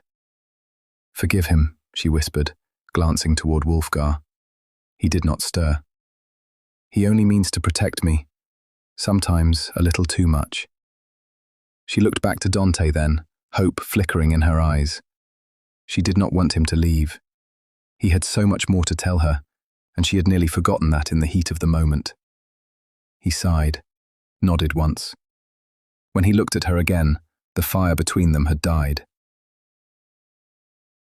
Serena had shielded her infant child, his tone distant once more. Kaylee wanted to reach out, to shake the warmth back into him, but she knew it would be of little use. Dante sat with his knees drawn up, torso leaning forward, his arms resting loosely across them as he stared into the fire. He lifted his cup and began to turn it slowly from one hand to the other as he spoke. She used her gift to fight alongside the men, and fight they did. It was a valiant, heart-searing battle. Serena's husband was killed before her eyes, as well as her dearest friend, my mother. He fell silent, gaze fixed on the flames. Kaylee followed his stare, watching the fire consume the wood piece by piece. Serena, in utter peril, closed the gate, he continued. She knew there was no hope. Their lines of defense were beginning to buckle and weaken. The Dark Ones were after her child, and her home. Dante drew in a breath, steady but heavy. Serena had two choices. His voice grew deliberate, as if each word carried weight beyond sound. Her first choice was to flee into the gates. The enemy would follow, and she would be forced to close them too late. The Dark Ones would pour into Terminag, upon her homeland, upon her people, upon her and her child. The pact to never bring a Dark One into the City of Light would be broken. Kaylee's fingers tightened in her cloak. All would suffer a far worse fate. She would close the gates with a horde of Dark Ones inside, willingly leading them into the city to save the life of her infant. He paused again. Or her second choice, she could save her people, trap them safely within the city for all eternity. In doing so, she would sacrifice herself and her child, for Serena would never let them take her alive. She would never allow her baby to fall into evil hands. His voice lowered, raw now. So Serena, with all the anguish in her heart, closed the gates, saving her people and sacrificing herself and her infant child. A sudden gust of wind swept through the overhang, and Kaylee's flesh prickled in its wake. As the wind rose, memories stirred. Memories she had never truly owned. Kaylee could almost hear anguished cries, a woman screaming and bellowing her rage. Golden hair whipped violently in the wind as chaos reigned, and within that chaos, the unbearable knowledge that a mother must kill her own child to save an entire people. The horror of it made Kaylee's chest ache. She leaned lightly against Wulfgar's sleeping frame, grounding herself in his warmth. Kaylee was here, though. "What happened then?" she murmured, her voice trembling despite her effort to steady it. "The Dark Ones killed Serena," Dante said quietly.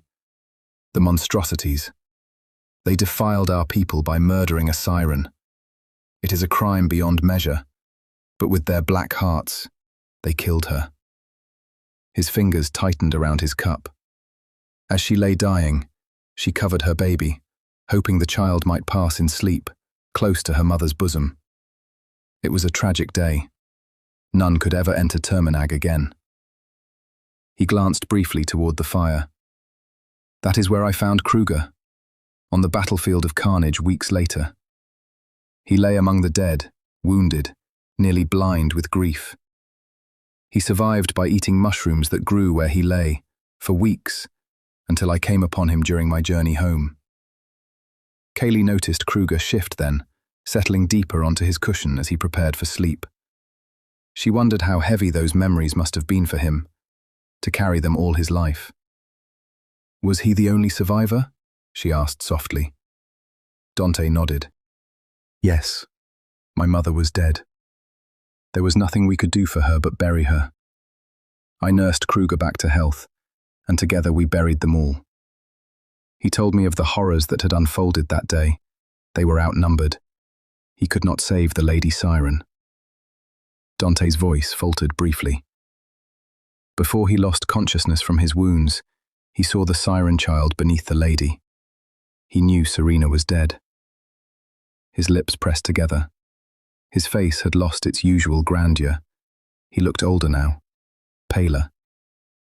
"When we burned the Seiren in respect, there was no child upon her mangled body. No sign, no hint.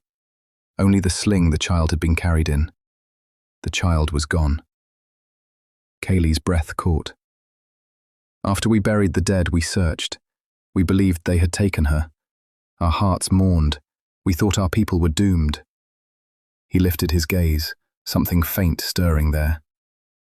"But as the months dragged on, and we continued our search, the same stories were told across neighboring towns. The Dark Ones were searching for something. They came closer to night fires than ever before." Dante swallowed. "An old crone told me, 6 months after I found Kruger. They look for a child, my boy. I hear them whisper in the night. A special child. Their stench haunts me in my bed. They say a child was taken from them. They will not speak who took her, for it is a crime even to utter his name." He nodded to himself. "Then we knew. The last Seiren lived, and we had a chance to find her." Kruger vowed then, fiercer even than I. He had lost his soul the day Serena was killed and her child vanished. But when we learned the truth, his light returned. 10 years ago we discovered she was still on this continent. Dante's voice strengthened. We did not know where, only that she was here. And so we continued our quest. Along the way, as I have told you before, we found the others, in towns, in battle. They joined our cause. He hesitated. We made yet another discovery. Kaylee listened in stunned silence. These 7 men had searched for her, for 20 years, never giving up. And now they had found her, without knowing it. The enormity of it left her breathless. How could she have passed them by, passed all of them by?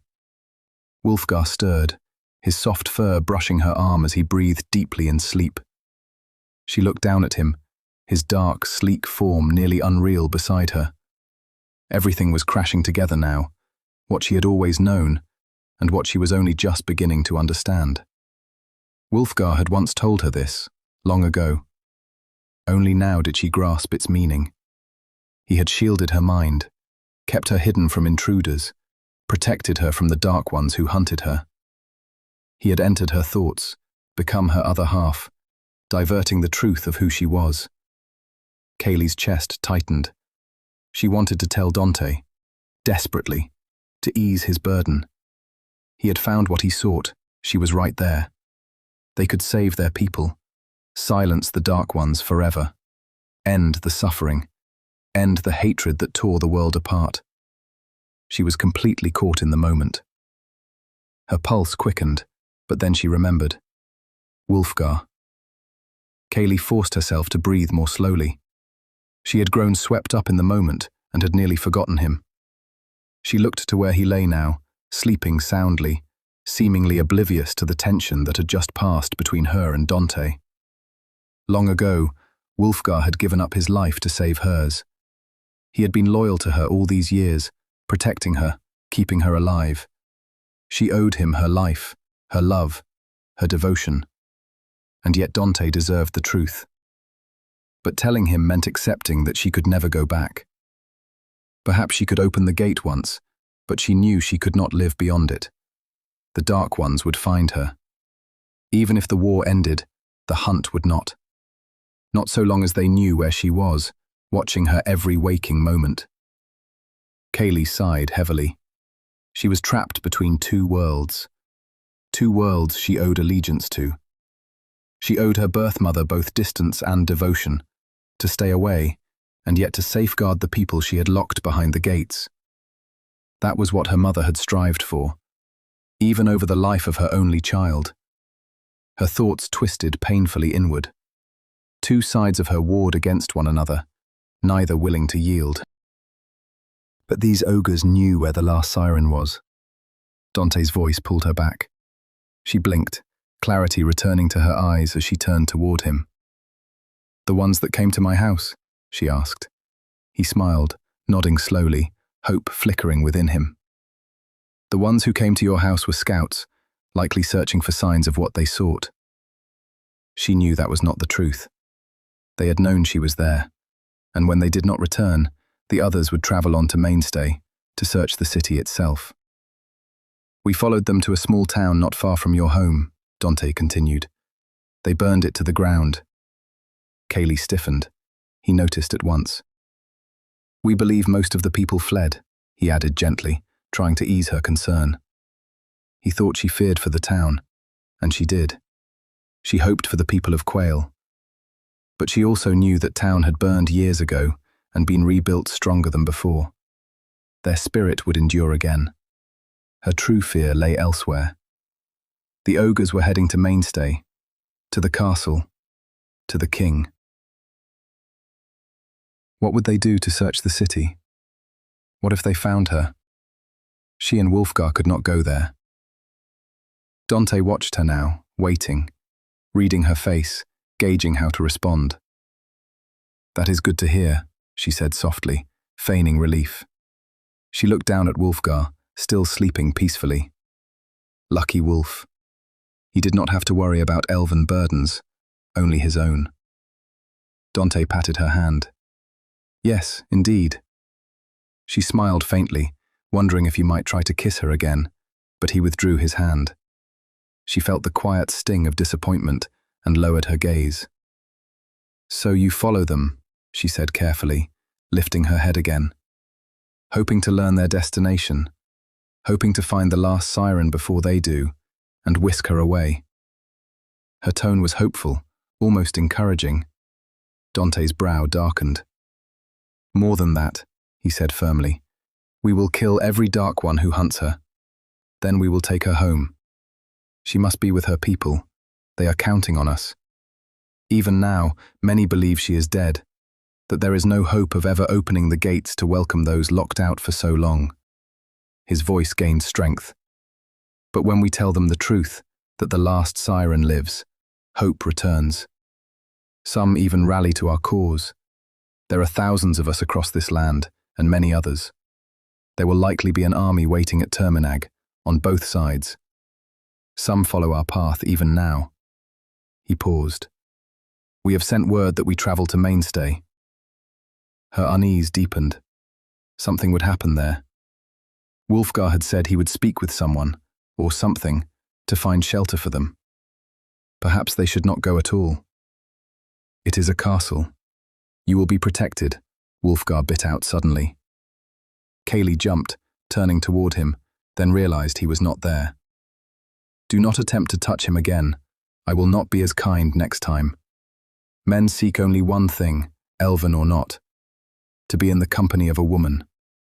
Wulfgar's voice rumbled through her. Kaylee looked back to Dante.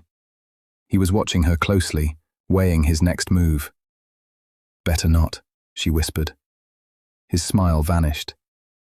You are not free to make your own choices, he said quietly, shaking his head. Perhaps he truly did care for her. And she wanted, so badly, to care for him. But it could never be. It is the price I must pay, she said firmly. I love Wulfgar, and he would never allow me to be unhappy. Something unreadable flickered in Dante's eyes. Then, without warning, he kissed her, quickly. Her heart sank to her feet. Dante stepped back, standing in the dying firelight. He truly was something to behold. Good night, my lady, he said tenderly. She pressed a hand to her chest, nodding, wishing he would stay. He bowed slightly and retreated into his own tent. Kaylee lowered the flap of her tent gently and leaned back against her bedroll. The fur was still warm where Wulfgar had been. I wish for company, she muttered sourly. As she turned, lowering herself to all fours, Wulfgar was suddenly there again, his massive form filling the space before her. The air crackled between them as they locked eyes. The only company you will ever have is me, he said firmly, and I keep you in good company. Do not forget that, child. I protect you. I love you. Without me in your thoughts, you would not survive. She shrank back slightly, bundling the blankets around herself. I do not wish to hear you make love to any man, he continued sharply, and I am certain you would not wish me to witness it either. Can I make myself clear? She turned away, stung by his words. He had grown more venomous, but he was not wrong. The thought of loving another while he remained in her mind felt unbearable. Regret washed over her, not only for herself, but for Wulfgar as well. They would never be alone, never without each other, yet never truly free to love another as husband or wife. Kaylee reached out and wrapped her arms around his head. They fell together onto the blankets, and she buried her face in his fur. He nuzzled her gently in return. The closeness soothed her. What are we to do when we reach Mainstay? She asked quietly. You will ask the king for temporary sanctuary, Wulfgar replied. You will remain with these travelers as guests, until I know what must be done. I will not be there with you. She squeezed him tightly. He licked her forehead, warm and familiar, and she smiled like the girl she once was. Where will you be? She murmured, sleep tugging at her. What have I said about foolish questions? He huffed, bumping her lightly. She smiled. I ask because I care. He laughed then, deep and rumbling. You are such an old man sometimes, she teased. Foolish fleshling, he replied. She wrinkled her nose. I never understood why you call me that. I am over 5,000 years old, child, he said calmly. The truth startled her. How long will I live? She asked softly. He grew quiet. Your mother lived for 2,500 years, he said at last. She was still young, still beautiful. Did you know her? No, he answered gently, but your imagining is close to truth. She smiled, stroking his fur as his voice carried over her. Thank you, Wulfgar, she whispered. Sleep began to claim her. If I go into Terminag, she asked faintly, will you still be with me? No, he replied. If I passed those gates in any form, they would all die. Her heart trembled, but exhaustion won. She held on only a moment longer before sleep finally claimed her. Wulfgar did not sleep. He lay still, watching Kaylee as she finally drifted into rest, her breathing soft and uneven, her body curled inward as though the world itself pressed too close. He had known the moment sleep claimed her, knew it by the way her fear loosened its grip, though it never truly left her. She was still frightened, still torn apart by everything she had learned. He would not give her up. He could not. Wulfgar had watched his Kaylee since she was an infant. He had guarded her first breath, watched her stumble through her first steps. He had seen her grow from a toddling child into a curious girl, from girl into young woman, and now she was fully grown. And still she was his. He had spent so long beside her, teaching her, guiding her, shaping her survival, that the thought of her leaving sent the demon buried deep within his soul into a roaring, violent frenzy. No, it would not happen. It could not. 20 years was but a wisp of smoke in the span of eternity, and yet those years had been the happiest of his long, wretched existence. The elven man and his foolish thoughts of her would have to be ended, eradicated. Though the elven could love Kaylee, could perhaps offer her safety and a gentler life, Wulfgar was not a gentle creature. He was ancient. He was selfish. He had sacrificed too much, endured too much, to surrender the one thing that had given his endless existence meaning. Kaylee was his last truth. To give her up would be the end of him. There would be nothing left but the 9 hells, the madness waiting there, the eternal hunger clawing at his mind.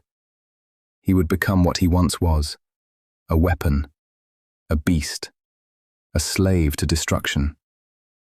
He shook his head slowly. No, he would not return. He would not bow again to the demon queen, not even if she rose from her eternal slumber. Not even if she herself reached into his mind and demanded Kaylee be surrendered to her will. He would resist. He would burn. He would suffer. He would live the rest of eternity writhing in pain, if that was the price, knowing Kaylee was safe beyond the reach of harm, that her life would continue, untouched by the darkness that had claimed so many others. Wulfgar lowered his head beside her, listening to her breathe. She was his, and he would never let her go. Chapter 7. Wulfgar was gone when Kaylee woke, just as she knew he would be. She stretched beneath the canvas and lazily popped her head out of the tent. Rain still fell, steady and dull, a fine drizzle that soaked into everything it touched. The sky was a flat, colourless grey, and the woods felt quieter for it, as though even the most carefree sprites of the forest had been dampened by the day. Kaylee was the first to wake once more. She set about her morning tasks without hesitation, moving quietly so as not to disturb the others. She tended the horses first, feeding them, watering them, her hands practiced and gentle. They accepted her presence easily, heads dipping low as they ate. Once saddled, they began to munch the grass gathered the day before, steam rising faintly from their bodies in the chill rain. Only then did she turn to the fire.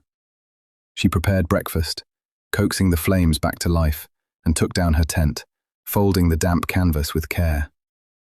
The work passed quickly.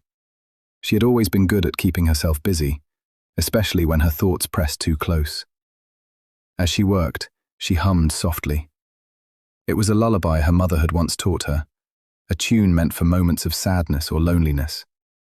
Connie had hummed it to her often, and now, still aching from the loss of her parents, Kaylee let the quiet melody slip from her lips. Her voice was thin, a small treble at best, nothing like her mother's strong, beautiful tone. Wulfgar had always said she sang like a banshee when she was little, wailing at the top of her poorly developed tenor. He claimed he cringed whenever they herded the sheep. "You used to tease me," Kaylee signed. Wulfgar perked his ears somewhere beyond the trees. He was not far, but far enough that he could not hear her voice aloud. "Thank the elves, sheep are tone-deaf," she continued, mimicking the rough cadence of his voice. "You hear their bleating? They're begging you to stop, child." She nodded heavily, pouting as she remembered. "But I always kept at it," she added stubbornly. "If I had half a mind, I'd bellow now in some ungodly tone just to sour your mood." Wulfgar huffed and turned away, resuming whatever business occupied him beyond the camp. "I can sing just fine at times," she insisted, straightening a little. "Highly unlikely," he retorted. Kaylee smiled despite herself. She finished the stew, adding sweet grass to the boiling pot along with the last of the rabbit and bone. She made a mental note to remove the bone before serving. With her hands on her hips, she looked about the clearing, used to her unseen conversational partner being absent. The habit was hard to break. At times, it must have looked as though she argued with nothing at all. "You haggard old..." A hand clasped her shoulder lightly. She jumped. Wulfgar gave a low grumble somewhere in the woods.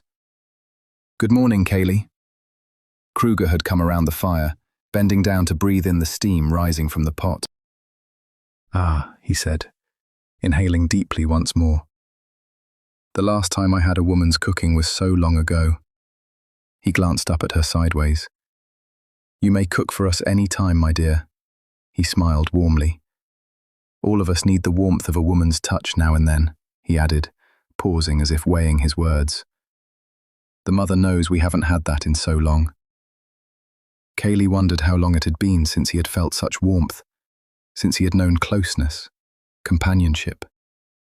The thought unsettled her. How easily her mind wandered now, how curious she had become of such things. Was this normal? Or was it simply the awakening of questions she had never allowed herself to ask before? "Kruger," she said quietly, "did you have a wife back in Terminag?" The cloud that crossed his face was immediate. "There was a woman I loved," he said slowly. "She had many suitors, and I was not her favorite. We had known each other since childhood. She saw me as a friend, nothing more." He stirred the stew, eyes fixed on the fire. "I hoped, once, that in my later years she might choose me. But no, I have no wife. I have taken human lovers over the years, taverns, inns. Once a woman even travelled with us for a time, but she grew tired of the fighting, of my quest." His voice softened. "She knew my heart was set on another. She grew jealous." He fell quiet again, then spoke once more. "I will find her, Kaylee. I could have saved that child. I could have raised her as my own until she was old enough to wield the voice of the Seiren. I could have saved my people." His words struck deep. Kaylee knelt beside him, trailing her fingers over a fallen leaf in the dirt. "You will find her, Kruger," she said gently. "I believe it with all my heart. And someday you will save your people together." He shook his head. "No, she will save them. I failed long ago." Tears stung her eyes. His burden was immense, his rest forever denied. She could not help him, not yet, but she vowed silently that one day his people would know his courage, that all of these men would be remembered as the heroes they were. "Good day." Dante had risen. Kaylee stood, giving Kruger's shoulder a reassuring pat. "What is that smell?" Dante asked, motioning toward the pot. She smiled faintly. He knelt beside Kruger, rubbing his hands together. "It's a damn good thing we picked her up, or we'd have starved on your cooking alone." Kruger's mood lifted at once. "To feed mongrels like you," he shot back. Kaylee smiled. Yes, Kruger could still laugh. Hope mattered. Movement mattered. "I didn't think it was bad," she said lightly. "I rather enjoyed it. Many odd herbs." "Then surely you've not had his boar," Kor chimed in cheerfully. "Surely," Jack added as he rose. Kaylee glanced at him, one of the human companions, darker of skin from life along the coast. Dante had told her of his injuries, of how Yanti had healed him and taken him in. All of them were comely in their own way.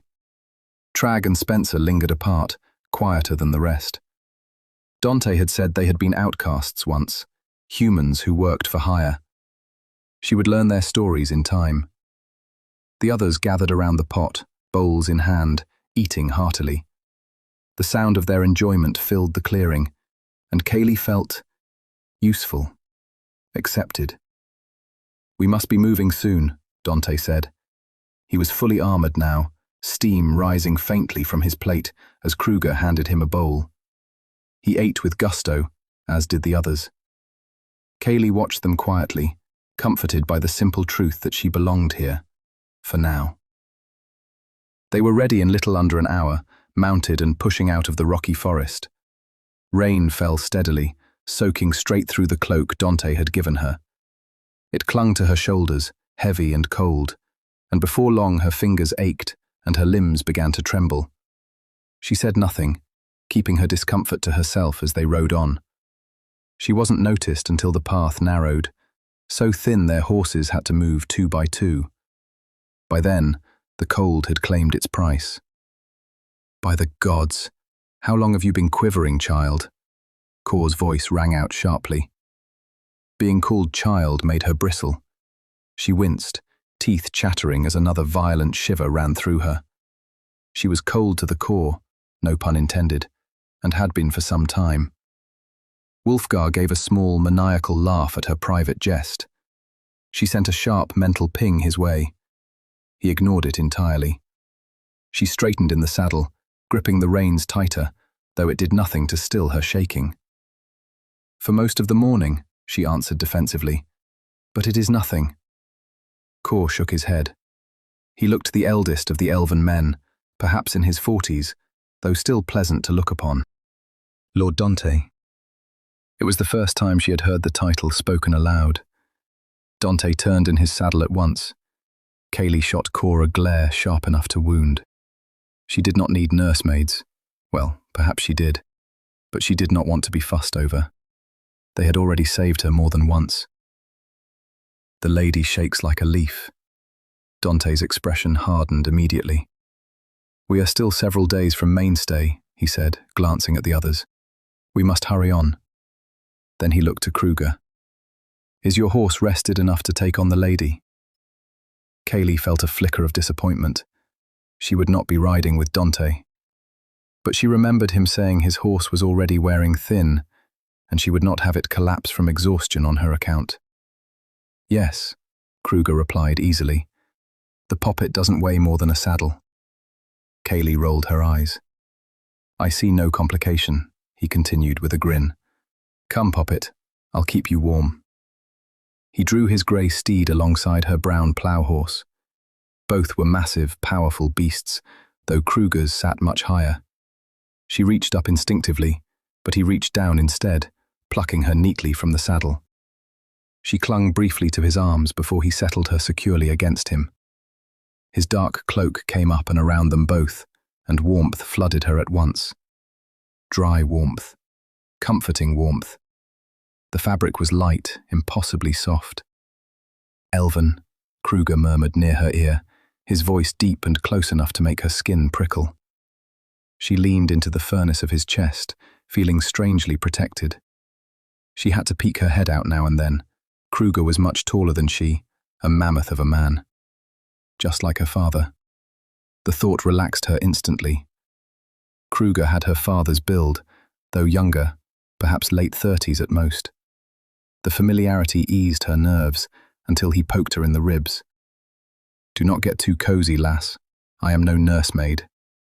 She straightened quickly, biting her tongue. "Forgive me, Kruger," she said softly, "but you remind me very much of my father. A much younger version, no offense intended." He laughed, broad and genuine. "No offense taken. I am far older than your father, I assure you." He smiled. "It is an honor to be likened to strong figures. Fathers are strong men, are they not?" She glanced toward Kor. He nodded once and looked away. "Is Cor a father?" she asked quietly. Kruger nodded. "Was," he corrected gently. "His son died long ago. Brave lad. Fell protecting his people." Pride and grief mingled in Cor's posture. One could not dishonor the dead by mourning forever. Wulfgar had always said that. To remember them with strength was the truest honor. Someday, Kaylee thought, she would tell the tale of her own parents. She would build them a small temple, burn incense, and give thanks. They would be honored for their sacrifice, for loving each other so fiercely, for dying in one another's arms, knowing their daughter was finally safe among the elven. The horse jolted forward suddenly. They burst from the narrow pass into a twisted forest, branches arching overhead like warped ribs. Unease crept along the edge of her mind. We are gaining on the ogres. Wulfgar's presence surged back into her thoughts, steady and sharp. She scanned the trees, squinting through the rain, though she saw nothing. "How many days?" she asked. "Depends on their pace. The rain slows them. It burns their eyes." The burr his presence caused in her mind itched. She almost laughed. Terrible beasts undone by weather. "There are 12, he continued. "Large, dangerous. Remember the trolls from the river? They were left behind. 8 more joined the ogres later." Her unease deepened. "I do not want you near this battle," Wulfgar warned. She agreed instantly. The forest groaned as they rode through it, trees twisted and malformed. "These trees are strange," she noted. "The twisted forest, fairy-fed. They have survived much." Wulfgar grunted out. Her curiosity stirred. "Fairies?" she chimed, mind fluttering to what they could possibly look like. Smaller than humans, winged, ancient. They sense danger and hide from it. Wulfgar cut through the fanciful images that were spinning around in her mind. She stiffened. "They know where we are going?" she asked. "Yes." It was a curt answer. Her blood chilled. "No," Wulfgar snapped as she considered changing course. "Mainstay is safest, for now. The king will grant you asylum. The ogres will wait. And if your brother learns of me?" She shot out at him. Wulfgar shook. "Then you will flee like the wind. He is ruthless. He would take you alive." His voice dark, foreboding of the darkest possibilities. Her stomach lurched. "He would take you to his bed," Wulfgar warned. Her breath caught. "He would force me." She could barely say it, even in her mind, to his. "Worse." Wulfgar growled, even more unpleasant than usual. Tears welled. "If that happens, our bond would sever," Wulfgar said quietly. "Your innocence is what binds us." A sob escaped her. "Are you well?" Kruger asked aloud. "You look pale." She leaned into his warmth, shaking once more. "No," she whispered. "I am fine." But she was not. She never would be again, not as she once was. Wulfgar would be gone if she lost that innocence. Gone forever. "That is why I forbade lovers," he admitted. "I could not lose you." Her chest tightened with sorrow and love. "I will always be here," he promised. She nodded. Some lessons were cruel, but they endured, and she would remember this one for the rest of her life. The day wore on, and soon the horses would need rest. Kaylee remained quiet for most of the ride, her thoughts heavy and tangled. So much had changed in such a short span of time. Knowledge pressed in on her from every side, truths learned too quickly, burdens laid upon her before she had fully understood the shape of her life. Everything swam together in her mind. Once they reached Mainstay, she told herself, she might finally be alone. Alone long enough to think. Alone long enough to breathe.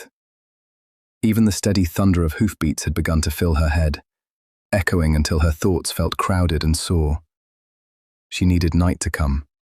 She needed darkness, rest, something to quiet both her eyes and her heart. "I will never leave you, Wulfgar," she whispered within herself. He huffed softly in reply, the sound carrying comfort rather than reproach. Then, like smoke, his presence shifted, gentler now, guiding rather than warning. "Sleep," he urged. "Your mind is too tired to go on properly." Kaylee let herself give in. She leaned into the warmth beside her, the sensation so achingly familiar it reminded her of her father's steady presence long ago. The motion of the horse lulled her, and the noise of the world slowly dulled. Her thoughts loosened their grip, and she slipped quietly into the world of dreams. Dante. Dante looked back at the sleeping woman. She rode peacefully now, sheltered within Kruger's cloak, her features softened by rest. In sleep, she seemed untouched by the weight of the road or the truths that pressed so heavily upon them all. There was a gentleness to her like this, an ease he had not seen since before the gates had closed. He turned forward again. He must not fall for a beautiful face. Yet it was never only her appearance that troubled him. There was something else about the girl he had found hidden away in the cellar of a small farm, in a quiet cove far from the world. She carried a light, pure and steady, that reminded him of home, of Terminag, of the warmth that lived within the elven city itself. A human should not possess such light, and yet, by the gods, she did. It was the dark one that concerned him most.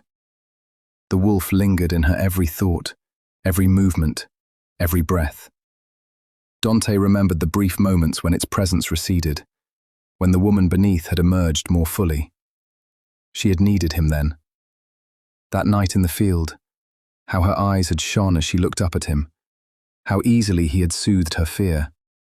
It had felt meaningful, rare.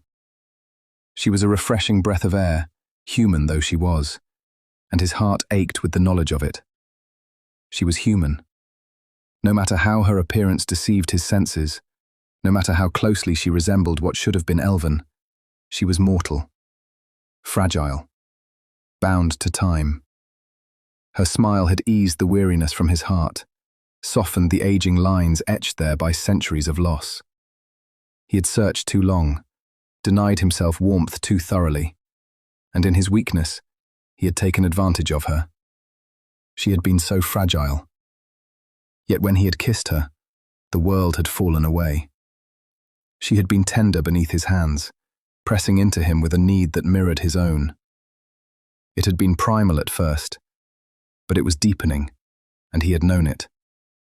The wolf had known it too. His anger flared again at the memory. She was not free, not truly, not even to choose the company of another man. The demon's presence clung to her possessively, and the thought of it made his skin crawl. Demons hoarded mortals like prized beasts, corrupting what was beautiful simply to claim it. The idea sickened him.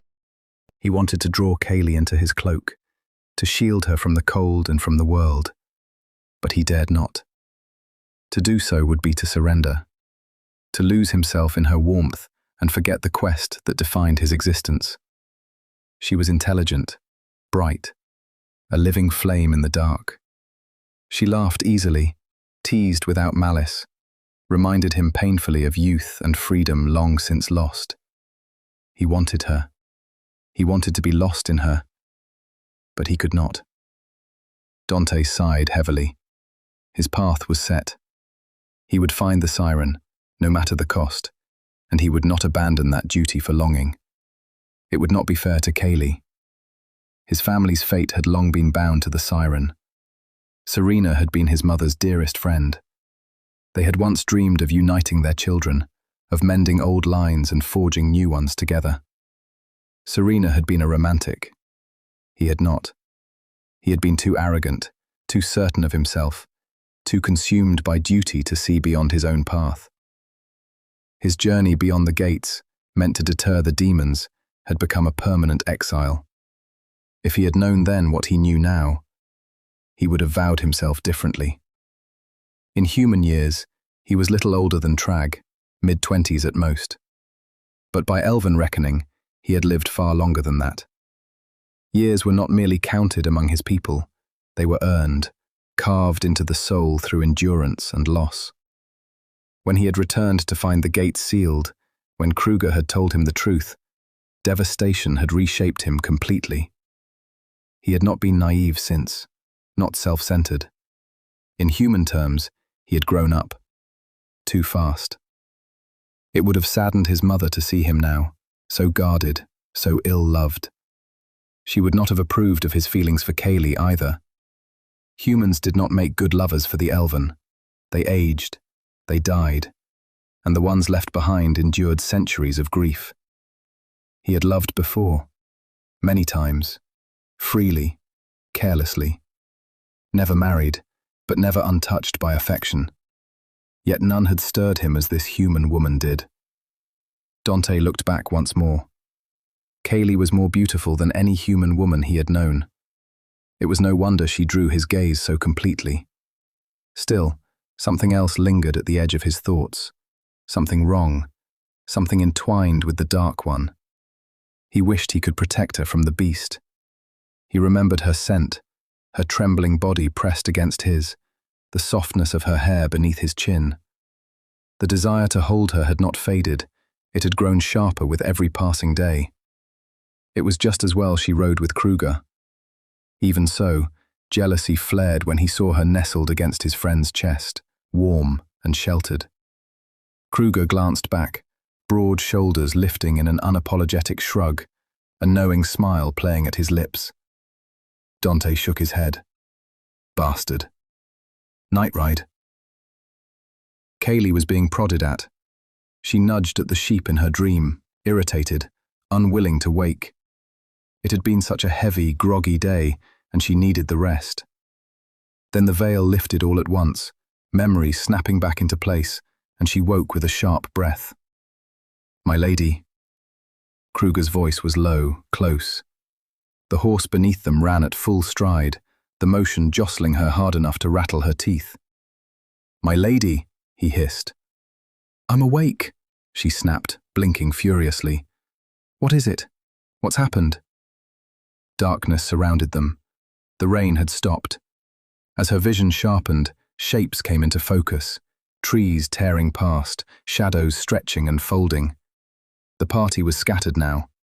Dante rode hard ahead, the others spread wide to either side.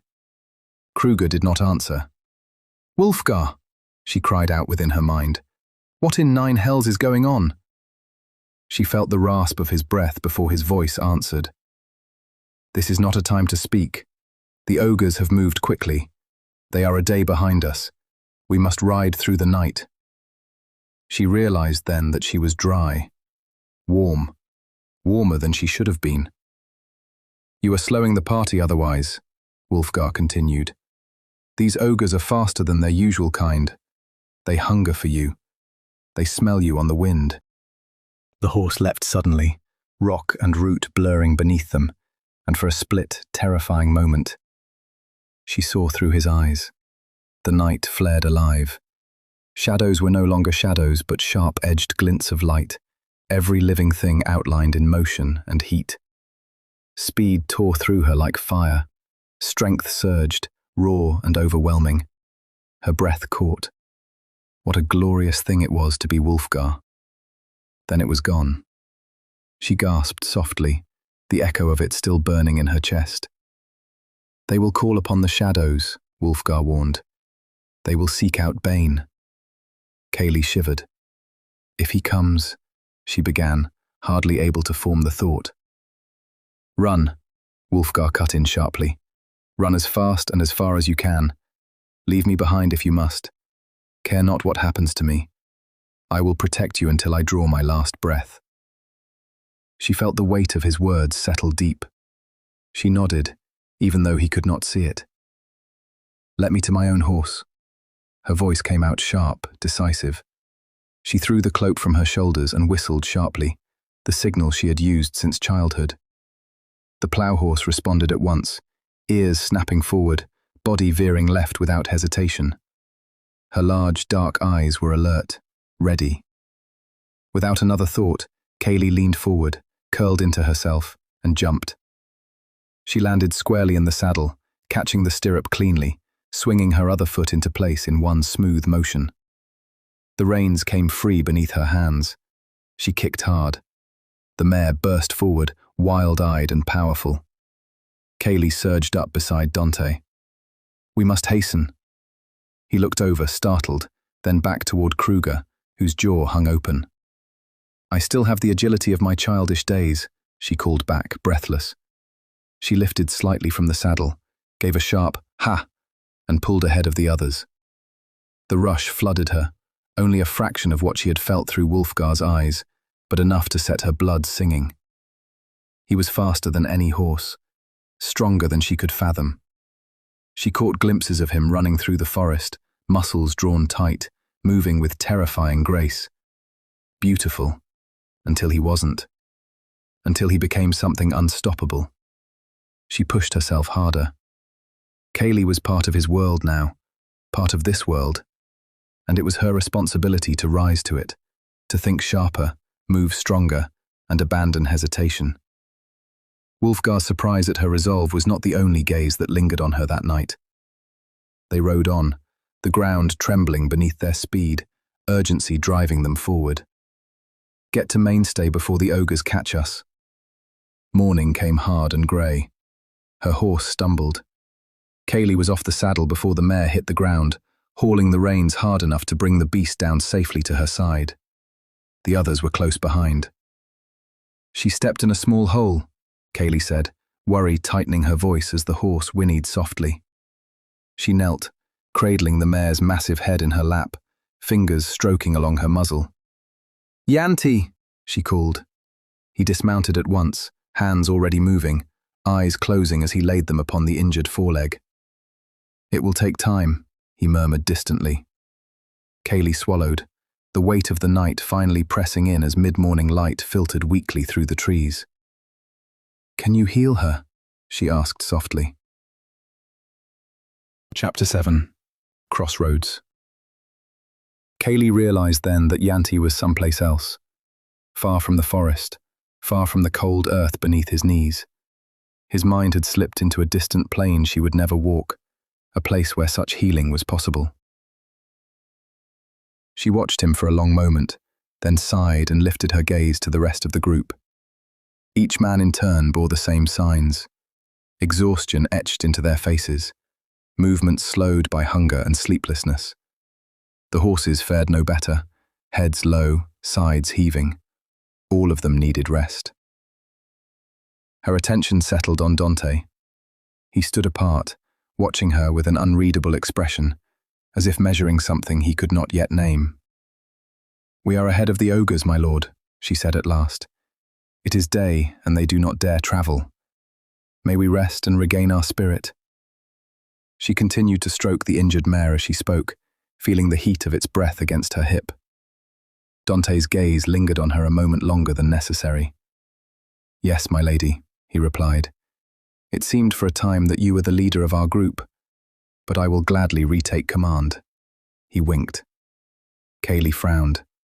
She gently lifted the horse's massive head from her lap and lowered it onto the soft green grass. The mare slept now, sides rising and falling in slow, even rhythm. Carefully, Kaylee rose, her bones protesting the long night's ride, and moved through the camp as the men began drawing their horses back toward the tree line. Dante was already removing his armor, draping it over his horse as he unpacked his gear. "Wait one moment." She surprised herself with the sharpness of her tone. "Yes?" He looked up, one dark brow arching in faint amusement. "I only urged the men," she said. "You spoke as though I had overstepped." "You are clearly a strong leader, my lady," he said. That did it. "I am not a strong leader. You are the leader of this group. They only followed my enthusiasm. We must keep moving. The trolls are less than a day behind us, and with my familiar's guidance we have made excellent time. We are but a week's ride from Mainstay." Her hands planted firmly on her hips. Dante exhaled, then looked away. Around them, the others were already building a fire, setting camp without appearing to listen, though she knew they were. Without warning, Dante caught her wrist and turned, pulling her with him into the forest. He stopped 30 paces in. The twisted wood was darker here, the canopy above swallowing what little sunlight dared filter through. When he turned back to her, his hands came to her upper arms, firm but not cruel. "These are my men," he said, voice rising, then dropping. "We search for a purpose. If you had truly taken charge, I would have been furious. Our mission is dire, and I do not think your human mind fully understands that." His eyes burned, golden brown, fierce, then softened. And then he kissed her. The world fell away. She melted into him, pulled tight against his body, breath stolen as his lips returned to hers again and again, deeper each time. When his tongue brushed against her lips, a soft sound escaped her before she could stop it. His hands slid to the sensitive hollow of her back, drawing her closer. Something unfamiliar pressed near her abdomen, startling and confusing, and her entire body lit with heat.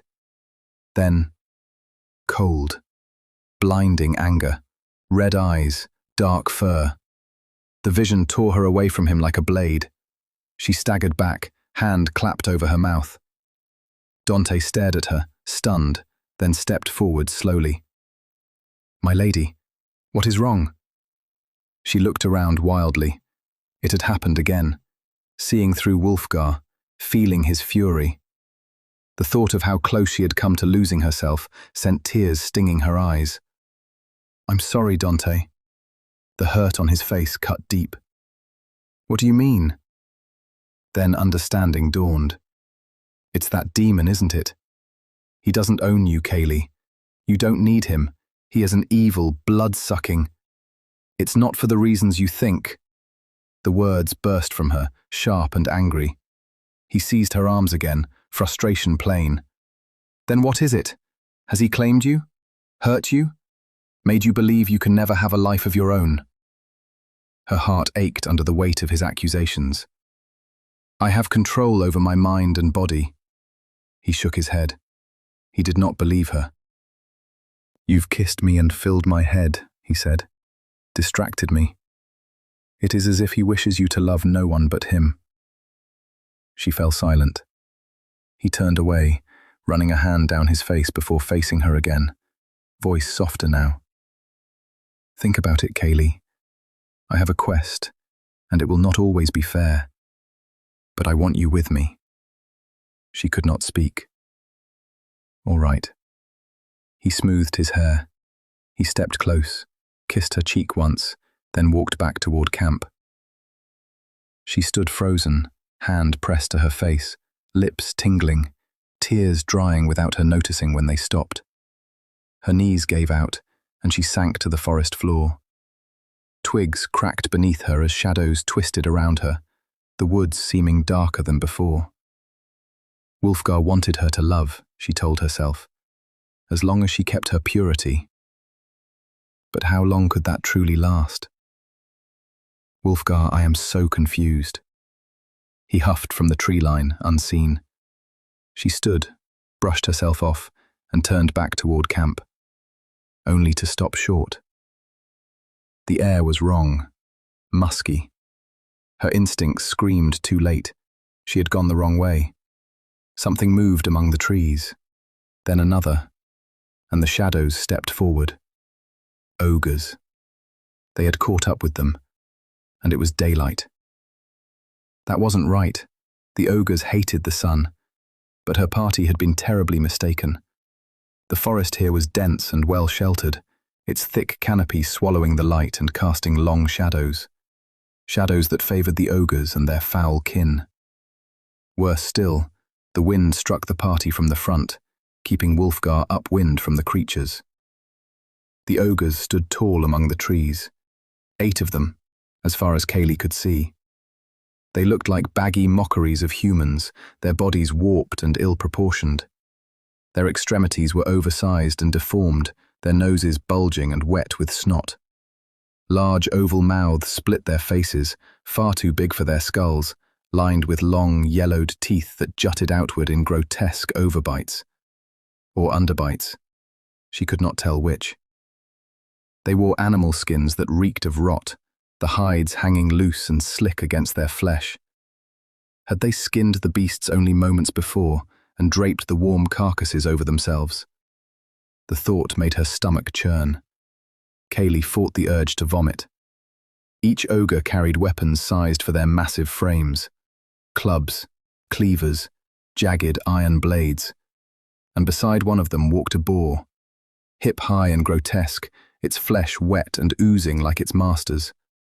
Wiry hair stuck out in sickly clumps, its sides wheezing with every breath. It squealed constantly, a broken, miserable sound, as if the creature should simply lie down and die. "Kaylee, you haven't..."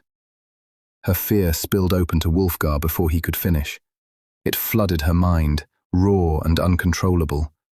She froze, her scream locked in her throat. Then the boar charged. It burst from beside its ogre master, hooves tearing up the earth, and Kaylee finally screamed. The sound ripped out of her in pure terror. She wanted to be strong. She wanted to warn the others. But 8 ogres and a demon boar, however many there truly were, she knew what it was the instant she saw those piercing red eyes and smelled its rancid stench. She tried to use the siren's call. She drew in a breath and screamed. Nothing happened. Her fists clenched at her sides. She screwed her eyes shut and screamed again. Nothing. Kaylee opened her eyes in panic. Pure dread shook her body. She couldn't do it. She couldn't make the call come again. She was helpless. The realization was devastating. It echoed too closely to the memory she tried never to touch. The cellar, the silence, the way she had done nothing while her parents died. Her breath caught. Bile burned at her throat. The boar was closer now, barreling toward her, earth flying beneath its hooves. She couldn't run fast enough, and she would not let it take her from behind. She raised her arms and turned away, tucking her head down. It would hurt less this way. The impact came hard. She was flung sideways, the world spinning. Warm hands wrapped around her waist. Kaylee gasped. They struck the ground 6 feet from where she had stood. She landed atop a body that absorbed the blow and held her fast. The scent of cedar and crushed leaves filled her senses. Dante. He had come back for her. Her heart fluttered wildly as he lifted her upright and set her aside. But when she looked up, it was not Dante who stood before her. The man was Dante's height, but utterly unlike him. Where Dante was light, warm and radiant like the sun, this man was darkness. His head was turned away, his face hidden. Shoulder-length black hair framed him, his clothing dark and severe. Before she could speak, the boar shrieked again, and the man launched himself forward, moving impossibly fast. "Watch yourself, girl." Kaylee scrambled to the nearest tree, pressing her back against its rough bark. She ignored the sting of being called girl. Instead, she focused on the clearing that had only moments ago held a lover's quarrel. Now it held death. The dark warrior faced the 8 ogres alone. His hair fell loose around his face, strands brushing his eyes. He was tall, lean, and honed by violence. There was no mistaking him for anything other than a war man. His jaw was set in a grim line, brow furrowed with cold fury. In his hands he held a massive sword. The blade glinted faintly in the dim forest light. Its hilt was twisted metal, crowned with 2 silver horns. His stance was flawless, balanced, grounded. The posture of someone who had survived countless battles. He was dressed entirely in black. Black leggings clung to powerful legs. A thick leather doublet guarded his torso, dark as pitch, with midnight gauntlets encasing his forearms. From the crown of his raven hair to the soles of his boots, he was forged of shadow and steel. The boar lunged again, from behind. The warrior drew his sword back and struck. The blade pierced the beast's chest with a sickening sound, slicing through bone and burying itself deep in flesh. Blood poured down the steel, coating the hilt, staining the warrior's hands. The creature shrieked and thrashed for a terrible moment, then fell silent. With a sharp twist of his elbow, the man flung the carcass free. It hit the ground with a wet thud, blood pooling beneath it. The boar's mouth hung slack, eyes rolled lifelessly back. The beast had to weigh more than 200 pounds, and he had killed it like nothing. Kaylee didn't dare move. The dark warrior stood alone in the twisted clearing, the dead boar behind him. One ogre, its master, charged forward, bellowing, spittle flying from its oversized jaw. The ogres shouted among themselves, thick voices grating against her ears. The stench thickened.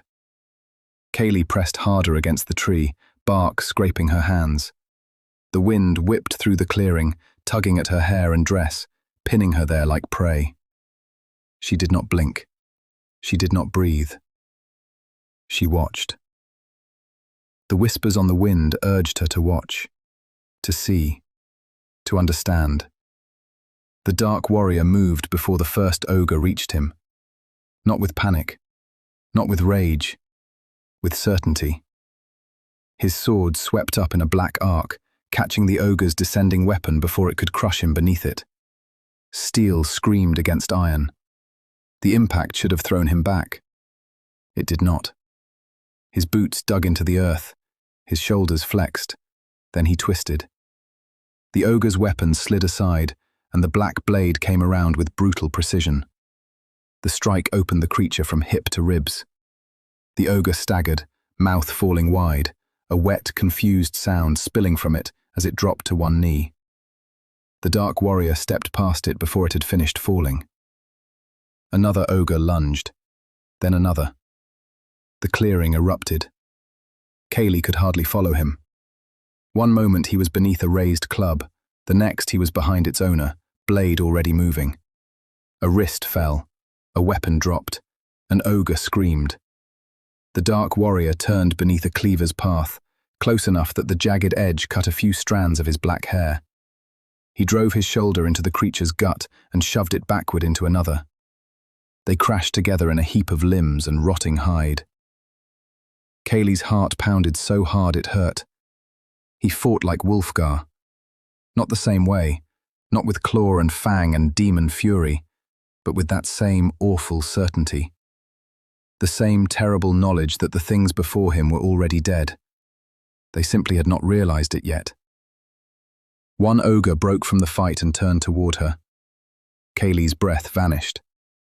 Its eyes found her through the trees. Hungry, wet, knowing. It smiled. She tried to scream. Nothing came. Her fingers dug into the bark behind her. The creature charged. Move! She couldn't. The ogre raised its crude blade. The air bent around her. The wind shrieked. Something inside Kaylee answered before thought could reach it. Her hand lifted. The voices rose in the wind. The force veered violently from its path. A deep reverberation echoed through the clearing as the power slammed Kaylee back against the tree. She stood stunned, breath ragged, eyes wide. Time snapped forward again. The dark warrior looked at her.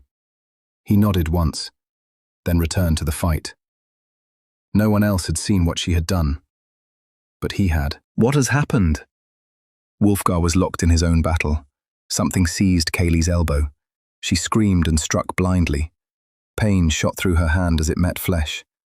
She opened her eyes to see Krugar. Dante wants you to safety. She cast one last glance at the battle before following him, hiking up her skirts as she ran. Kruger was fast, terrifyingly fast. His maple steed waited. He vaulted up and flung a hand down. She caught it. Ha! And they tore back toward camp. Next time. The battle in the forest is over, but the stranger in black does not vanish with the danger. His name is Heracles, a warrior from distant Park, a man of shadow, steel, and secrets. Kaylee owes him her life. Dante does not trust him, and Wulfgar may already hate him. As the party prepares to move again, old tensions sharpen into new ones.